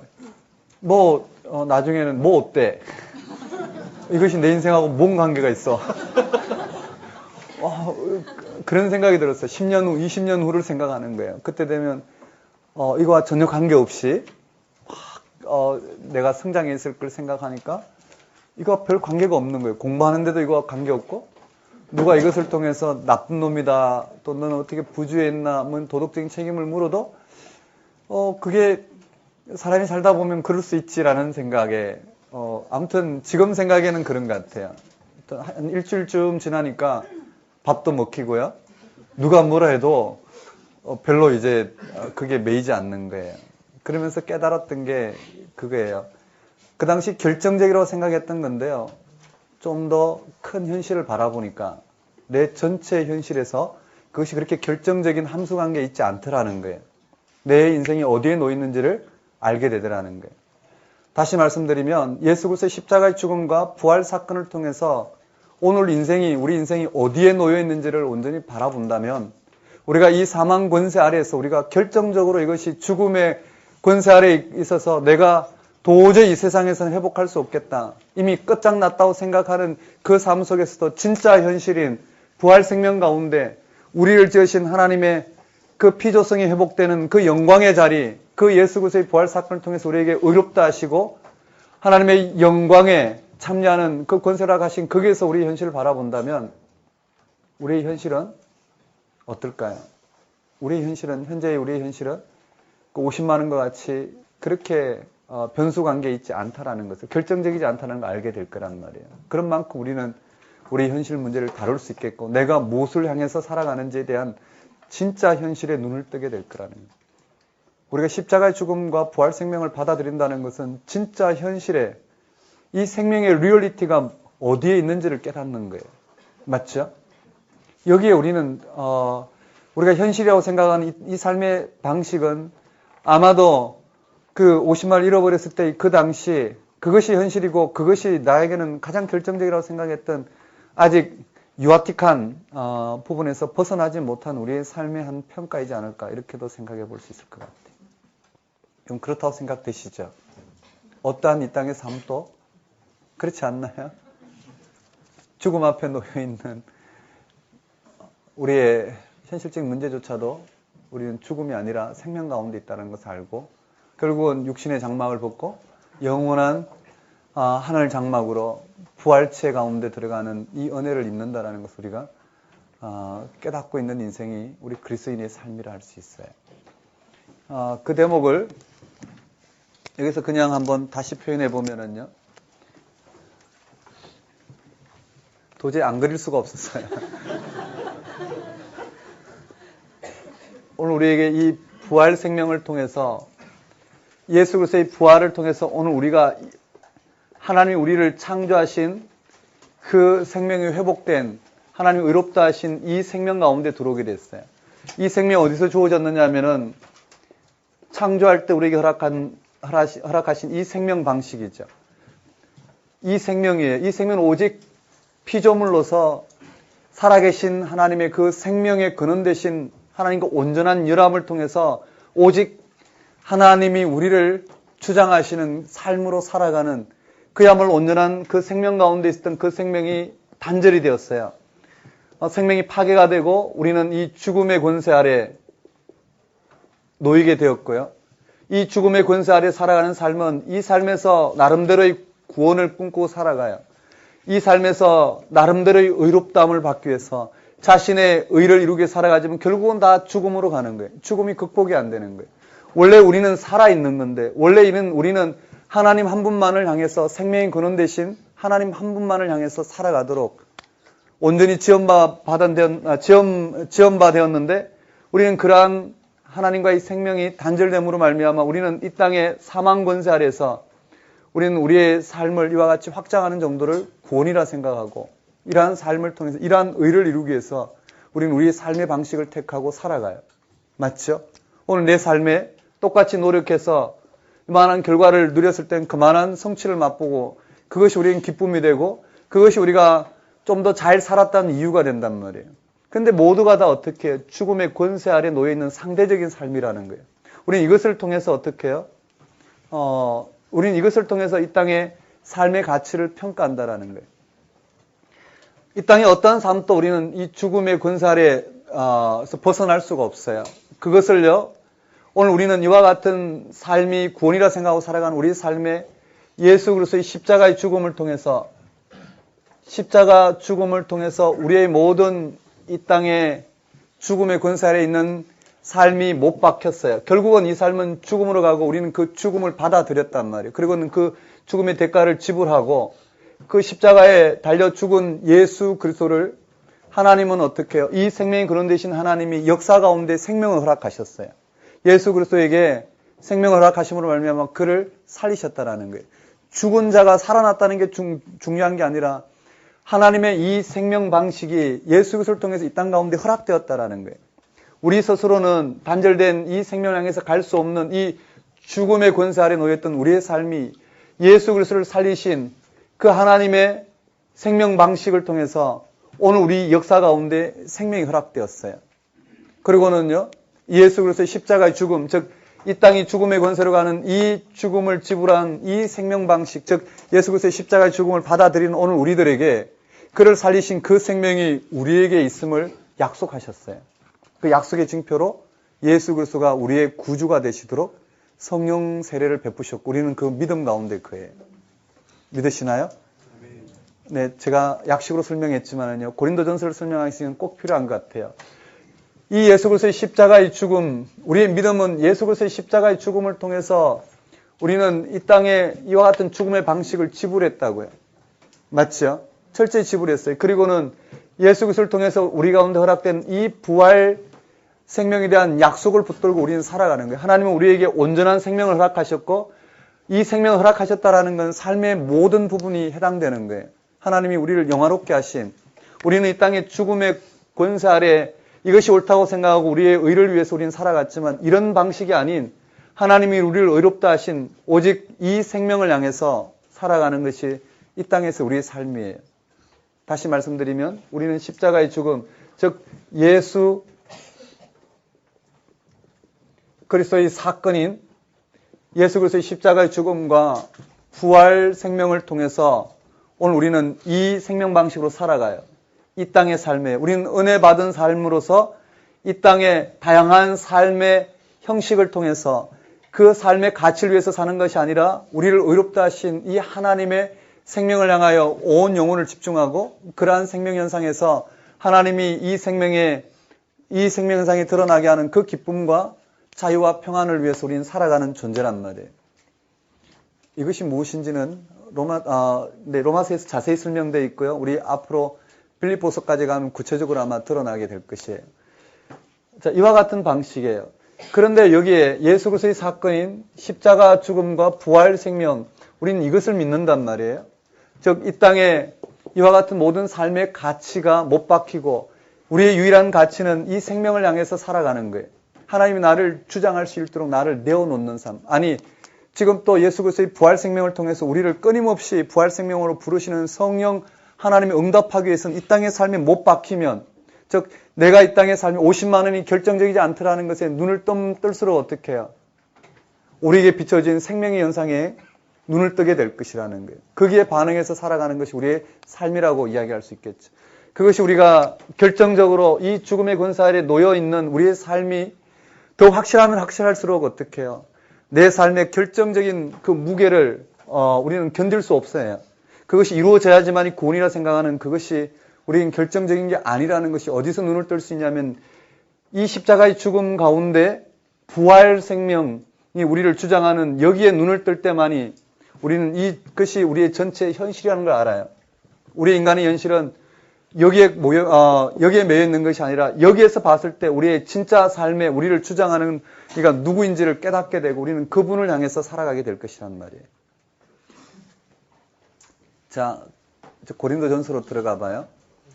여기에요. 예수 그리스도의 십자가 죽음과 부활 사건을 우리는 한번 따라볼까요? 믿음으로. 오직 이것은 믿음으로 말미암아 의롭게 되었어요. 맞나요? 오직 예수 그리스도의 십자가의 죽음을 받아들이고 부활 생명 가운데 우리는 구원을 맛보는 이 믿음으로 말미암아 의롭게 되는 것, 이것이 우리에게 주어졌어요. 우리는 이것이 하나님의 은혜로 주어졌다고 그래요. 자, 그런데 고린도 교회에 무슨 문제가 발생했냐면요.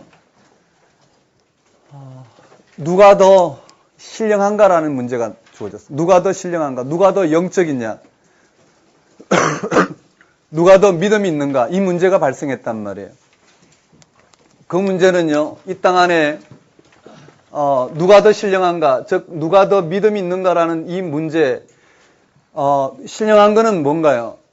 신령한 것, 즉 영적인 것은 성령 하나님만이 할 수 있는 것은 이 땅의 죽음의 권세에 매여 있는 오늘 우리들을 믿음으로 말미암아 의롭게 하신 이 십자가의 죽음과 부활 생명이 우리의 가장 영적인 문제란 말이에요.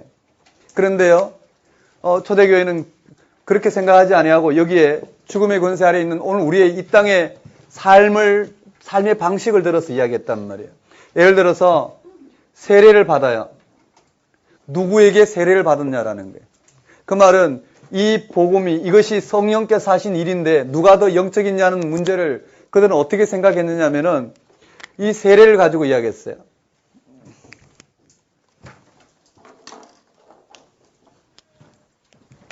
이 세례를 가지고요. 세례를 가지고 누구에게 세례를 받았냐라는 거예요. 게바에게 세례를 받았느냐. 그 다음에 바울에게 세례를 받았느냐, 아니면 게바에게 세례를 받느냐, 아볼로에게 세례를 받았느냐, 아니면 그리스도에게 직접 세례를 받았느냐, 이와 같은 여러 가지 파가 나눠졌어요. 그러니까 이 말은 누구냐면 누가 더 권세 있느냐, 영적으로 권세 있느냐라는 거예요. 누가 더 영적으로 권세 있느냐에 따라서 누구에게 세례를 받았느냐라는 말에 바울은 뭐라고 이야기하냐면요. 나는 세례를 주로 이 땅에 온 것이 아니라 세례가 중심이 아니에요. 세례는 우리가 육적으로 교회에서 세례를 주는 것은 영적 세례의 상징적인 표란 말이에요. 그러니 어떻게 해요? 세례를 주러 오는 것이 아니라 복음을 전하기 위해서, 이 복음을 전하기 위해서 내가 이 복음을 전했더니 성령께서 역사하셔서 십자가의 죽음과 부활 생명을 통해서 예수 그리스도가 우리의 구주가 되게 하시는 이 성령의 역사로 말미암아 너희들이 어떻게 해요? 그리스도인이 되었다라는 거예요. 이 사람은 단지 통로, 전도하는 통로에 불과하고 오직 하나님의 능력으로, 즉 성령의 역사로 말미암아 너희가 그리스도인이 되었지, 누가 세례를 줬느냐, 이 세례를 준 이 사람들의 권세에 달린 게 아니라 오직 성령의 역사로 말미암아 주어졌다라는 이런 문제로 풀어나가고 있어요. 이해되시나요? 한번 이해를 돕기 위해서 여기서 한번 설명해 보는 거예요. 또 문제는요, 음행 문제예요. 음행 문제인데요. 이들은 무슨 생각을 했느냐면요, 믿음으로 말미암아 의롭다함을 받은 순간에 이 세상으로부터 완전히 자유롭다고 생각했어요. 이 세상으로부터 완전히 자유롭다고 생각했어요. 이 세상의 율법으로부터, 여기서 율법으로부터, 저 죄로부터 자유롭기 때문에 무엇이든 이 땅에 가능하다고 그랬어요. 그래서 뭘 했느냐면요, 로마법에도 금지하고 있고 유대법에도 금지하고 있는 아버지의 첩과 아들이 결혼을 하는 거예요. 교회가 그것을 막 박수를 쳐줘요. 왜냐하면 우리는 이미 자유롭단 말이에요. 이 세상으로부터 자유롭다라는 거예요. 그것이 그들은요, 영적인 자유로 여겼단 말이에요. 그것이 그들은 신령한, 신령한 형태였단 말이에요. 또 재판 문제도 나오고요. 그러니까 그들이 오해하고 있는 게 뭐냐라는 거예요. 하나님으로부터, 우리가 이 세상으로부터 자유롭다라는 것은 이 부활 생명을 통해서 우리 가운데 임한 이 생명 현상을 통해서 이 땅에 이와 같은 삶의, 과정을 통해 이 생명을 향해서 살아가는 삶인데요. 고린도 교회는 이러한 현상에서 일어나는 문제들로부터 어떻게 해요? 완전히 자유롭다는 생각에, 이러한 문제로부터 완전히 자유롭다는 생각에 그들은 무슨 일이든 행했어요. 또 재판 문제도 나오고요. 여러 가지 먹는 문제도 나오고. 이러한 문제를 가지고 바울이 이야기하는 건 하나란 말이에요. 영적으로 자유로운 건 뭐냐면 십자가의 죽음을 받아들이고 부활 생명 가운데 거하는 것이 자유롭다라는 거예요. 그게 도대체 무슨 말인가를 바울은 자신의 실존을 통해서 하나씩 하나씩 설명하고 있는 게 고린도 전서라고 할 수 있어요. 한번 따라해 볼까요? 세 가지의 문제, 8가지의 질문과 답변, 세 가지의 문제, 8가지의 질문과 답변. 우리 한번 읽어봅시다. 우리 거기에 우리 1장 10절에서 17절까지 한번 읽어볼까요? 1장 10절에서 17절까지 한번 읽어봅시다. 교재를 가지고 읽어봅시다. 시작.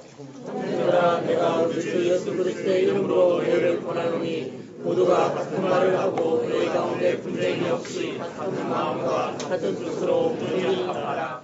내 형제들아 물로의 심판으로 너희에게 양식이 내게 들리니 곧 너희 가운데 분쟁이 있다는 것이라.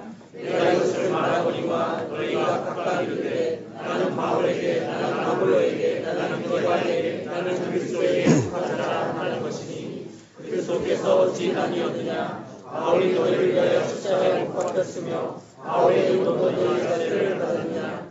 나는 그리스도와 갈리오 외에 너희 중 아무에게도 내가 세례를 베풀지 아니한 것을 감사하노니 이는 아무도 나의 이름으로 세례를 받았다 말하지 못하게 하려니라. 내가 또한 세례만 사람에게 그 외에는 다른 이에게 세례를 베풀었는지 알지 못하노라. 그리스도께서 나를 보내시는 세례를 베풀게 하려 하심이 아니요 오직 복음을 전하게 하려 하시는데 나의 지혜로 하지 아니함은 그리스도의 십자가가 헛되지 않게 하느라. 만일에 예수님께서 부활하셔서 당신의 부활의 모습만 보여주시고 제자들을 파송했다고 한다면 복음은 이렇게 전해지지 않았을 거예요. 만일에 사도 바울을 부르시고 바로 파송해서 부활하신 예수님 그냥 봤다. 그 부활하신 예수님만을 전하겠다면 복음이 이렇게 전해지지 않았을 거예요. 그들 예루살렘에 모으시고 그리고 부활하신 예수님께서 그들에게 나타나셔서 40일 동안 하나님 나라의 일들을 가르치시고 제자들은 예수 그리스도의 부활이 오늘 우리 가운데 무엇을 의미하는지를 그들은 어떻게 해요? 정말로 지식과 경험을 통해서 깨달았단 말이에요. 그리고 예수 그리스도의 십자가 죽음과 부활 생명을 통해서 우리를 다스리시는 하나님의 다스리심을 그들은 이전에는 어떻게 해요? 그 이전에는 낱낱이 이 땅에 그들이 원하는 그 그리스도를 통해서의 구원을 꿈꿨다면 부활하신 예수님을 통해서 임한 하나님 나라가 무엇인지를 아주 낱낱이 깨닫게 되었고요.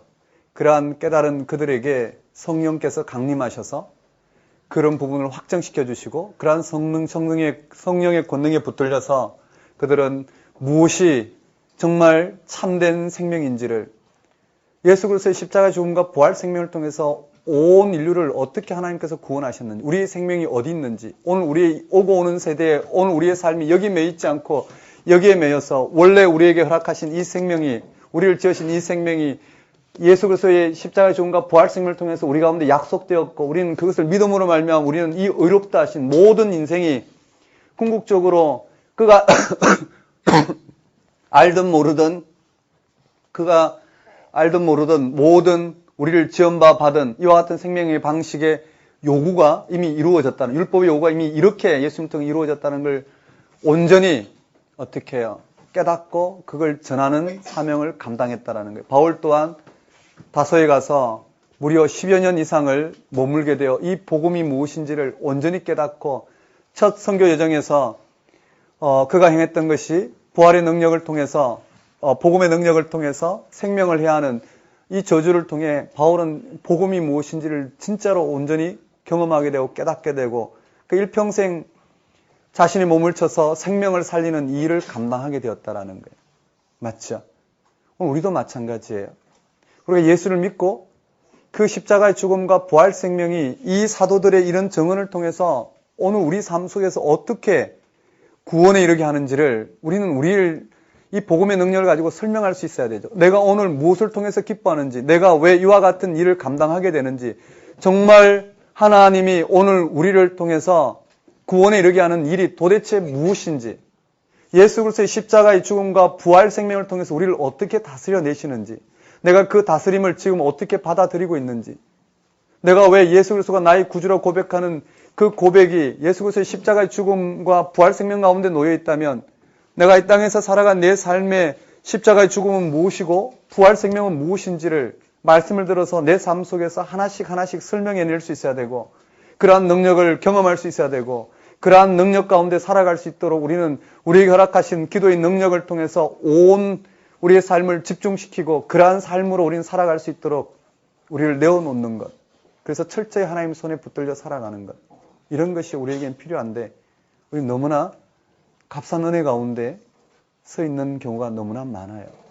우린 교작 책 몇 권을 통해서 교리적인 공부를 통해서 우리는 무엇이 예수를 믿는 건지 배웠어요. 교회 생활이 어떤지를 배웠지만 실제로 구원의 능력에 참여하는 이 일은 우리에겐 요원하단 말이에요. 맞죠? 오늘 우리가 생각하는 구원, 성공주의라고 해야 될까요? 아니면 고지론이라고 해야 될까요? 믿는 사람은 세상 가운데 잘 돼야 되고 잘 되는 것을 통해서 복음을 전한다. 어느 시대에 그렇게 됐을까요? 기독교 2000년 역사 가운데 그렇게 된 적은 없어요. 맞죠? 그런데 우리는 왜 그렇게 이야기하는가? 우리는 복음이 부끄러운 거예요. 예수 그리스도의 십자가의 죽음을 받아들이는 게 부끄러운 거예요. 하나님이 예수 그리스도의 십자가의 죽음을 통해서 하나님께서 이 땅 가운데 승리케 하신 그 부활 생명이 우리 가운데 손에 잡히지 않는 거예요. 그러니 우리는 끊임없이 우리가 원하는 이 세상 방식의 구원을 이루고자 그 방식으로 살아가는 우리의 삶의 모습이 예수 믿는 오늘 우리들에게 그대로 드러난다고 할 수 있겠죠. 무엇이 정말 영적이냐, 무엇이 정말 신령한가, 이런 부분도 초대교회의 오해를 통해서 바울은 우리에게 정말 신령한 것이 무엇인가를 잔잔하게 드러내고 있어요. 이런 깊이 속으로 들어갈 수 있으면 좋겠지만 여러분이 한번 개괄적으로 설명하는 부분에서 깊이 한번 읽어보셨으면 좋겠어요. 그럼 나머지 바울 서신 12권은요. 이 로마서 말씀을 하나씩 로마서 말씀을 통해서 그 개교회에 임한 현실들을 해결해야 하는데 초점을 맞추고 있다는 거예요. 우리가 한 번만이라도 성경에서 말씀하시는 복음을 내 삶 속에서 온전히 좀 드러낼 수만 있다면 우리의 삶은 많이 달라지게 될 것이다. 그런데 우리는 너무나 어려운 시대가 되어버렸어요. 더 이상 성경 말씀에 무슨 말씀하신지를 듣고 이것이 이 말씀을 하시구나 했지만 우린 받아들이려고 하지 않아요. 그리고 어떤 성공신화와 같은 설교가 선포되는 곳에 귀를 기울여서 그걸 붙들고 우리의 행동 양식을 삼고 살아가려고 해요. 결국은 말씀에 토대를 두지 아니하고 이 땅에 내 삶과 부합하는 그러한 소리에 귀를 기울이고 살아가는 시대가 되어버렸어요. 얼마나 어려운 시대가 된지 몰라요. 또 그런 것이 표적처럼, 구원의 표적처럼 너무나 많은 간증거리로 전해지고 있어요. 만일에 큰 대형교회 간증 집회를 할 때 하나님께서 나를 이와 같이 망가뜨리셨는데 내가 하나님 앞에 이렇게 기도했더니 망가뜨린 삶이 이와 같이 극적으로 성공하게 되었더라. 이런 간증이 아니라 여전히 망가뜨린 삶을 하나님께 허락하셨더라. 그래서 20년, 30년 하나님께 기도했지만 여전히 망가뜨린 삶 속에서 이와 같이 살아가게 하는데 어느 날 눈을 떴더니 내가 회복되었으면 좋겠다고 생각하는 그 삶이 아니라 이와 같은 망가뜨린 삶에도 불구하고 부활의 능력에 붙들려서 내가 얼마나 기뻐할 수 있고 이것이 내게 얼마나 결정적이지 않고 내가 개선되어야 되겠다 생각하고 내가 생각했던 구원이 실제 구원이 아니라 이미 내게 일어난 그 구원을 맛볼 수 있는 가장 큰 영적인 유익이 내게 주어졌는데 그것을 눈뜨지 못했더라. 여러분 이런 헛된 구원에 매달리지 마시고 여러분 각자에게 주어진 삶에 눈을 뜨고 구원하심이 어디에 있는지를 깊이 깨닫는 이러한 영적인 삶을 사십시오라고 간증한다면 아마 누가 듣겠어요? 아마 부르지도 않을 거예요. 그렇지 않나요?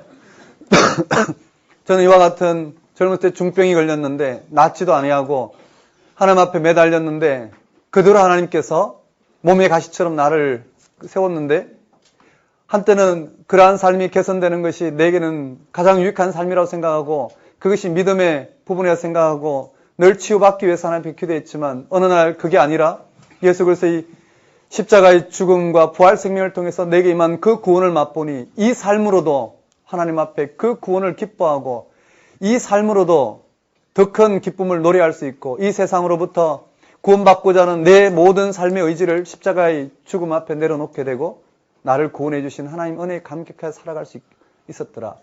내가 이 땅 가운데 무엇을 해보려고 하지만 현실적인 능력이 없어서 아무것도 성취할 수 없고 이 세상의 경쟁 가운데 아무리 노력해도 잘 안 돼서 포기하려고 했지만 이러한 삶 속에서도 하나님께서 이 세상에 나를 불러주신 나를 이 땅 가운데 이 생명 방식을 허락하신 그 하나님의 구원이 어디 있는지를 깨닫게 되었더라.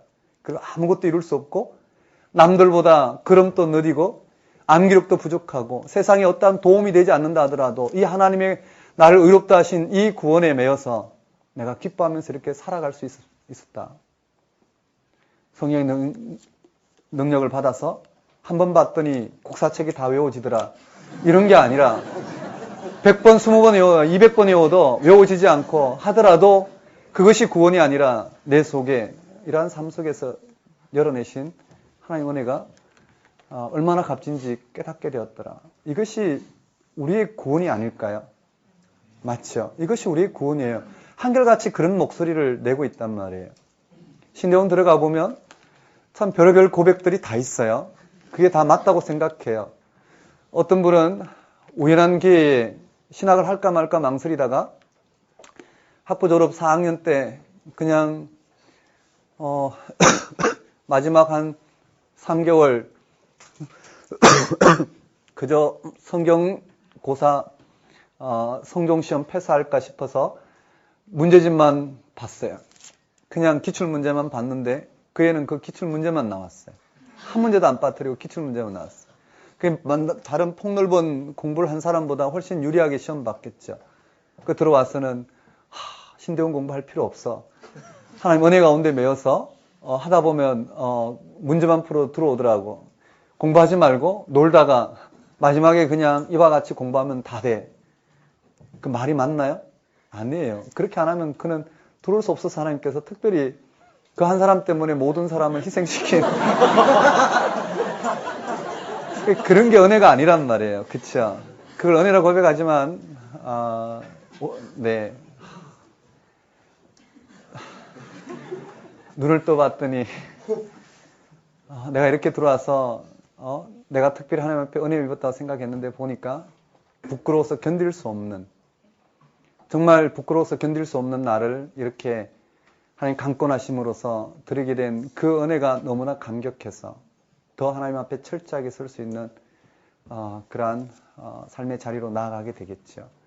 그것처럼 기독교의 복음은 정말 우리의 삶의 저변 구석구석 이와 같이 강력한 하나님 은혜로 불러주고 계시는데 우리는 우리가 생각하는 구원이 일어나는 이런 부분들이 신령하다고 생각하고 믿음이라고 생각하고 이렇게 간단 말이에요. 그것은 예수 그리스도가 나의 구주가 되시는 것이 실질적으로 우리에게는 무슨 의미인지를 잘 받아들이지 못하고 있다는 증거를 할 수 있어요. 맞나요? 여러분 몇 년씩 재수하더라도 그게 부끄러울 일이 아니에요. 그치요?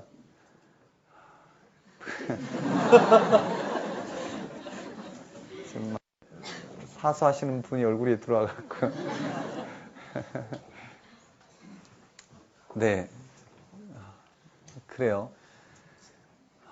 근데 그 속에 나를 언제나 그 삶이 이루어지고 이루어지지 않고 그런 것이 아니라 그 속에 우리의 그러한 형편에도 불구하고 내가 가진 그러한 능력에도 불구하고 그 자체로 우리의 기쁨이 되시는 예수 그리스도의 십자가 죽음과 부활 생명을 받아들이는 것, 그것이 가장 신령한 성령께서만이 하실 수 있는 유일한 역사다 이렇게 볼 수 있어요. 그렇다고 해서 그 일의 은혜의 방편에 신앙 편의주의로 내 게으름을 합리화시킬 수는 없어요. 여러 가지 긴장감 가운데 있겠지만은요. 그럼에도 불구하고 우리는 이런 영적인 자유함이, 기쁨이 우리 가운데 있단 말이죠. 맞나요? 어떻게 하면 여기서 벗어날 수 있을까라는 거예요. 현실을 바라보면 벗어나기 힘들 거예요.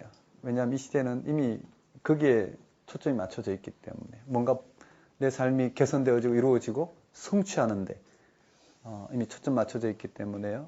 우리는 현재 내 삶의 모습을 받아들이기는 어쩌면 불가능하지 않을까. 그래서 우리는 복음이 뭔지를 로마 교회처럼 우리도 적극적으로 들을 수 있어야 되는데요. 누가 이 시대에 복음을 전해줄 수 있을까? 결국은 우리 말씀으로 돌아가는 것밖에 없다고 생각해요. 그 말씀을 돌아가는데 말씀 자체보다 무슨 말씀 하시는지, 예수 그리스도의 십자가의 죽음과 부활 생명을 통해서 무슨 말씀 하시는지, 끊임없는 나의 구주가 되신 예수님이 이 땅 가운데 무슨 일을 하셨는지를 초점 맞추고 들어가는 것, 이것이 우리에게는 결정적이다 생각해요. 여러분, 그렇지만은요, 돌아가시다가 맞아 하다가 돌아가시다가 내 방송이나 어디에서 간증하는 걸 들으면 나도 저렇게 돼야지. 한순간에 돌아가요. 그거가 복음은 전혀 상관없어요. 그것은 자신의 구원을 이루어 나가는 거예요. 그건 자기 복음이란 말이에요. 그렇죠? 예수 그리스도의 복음은 그와 같지 않다라는 거예요.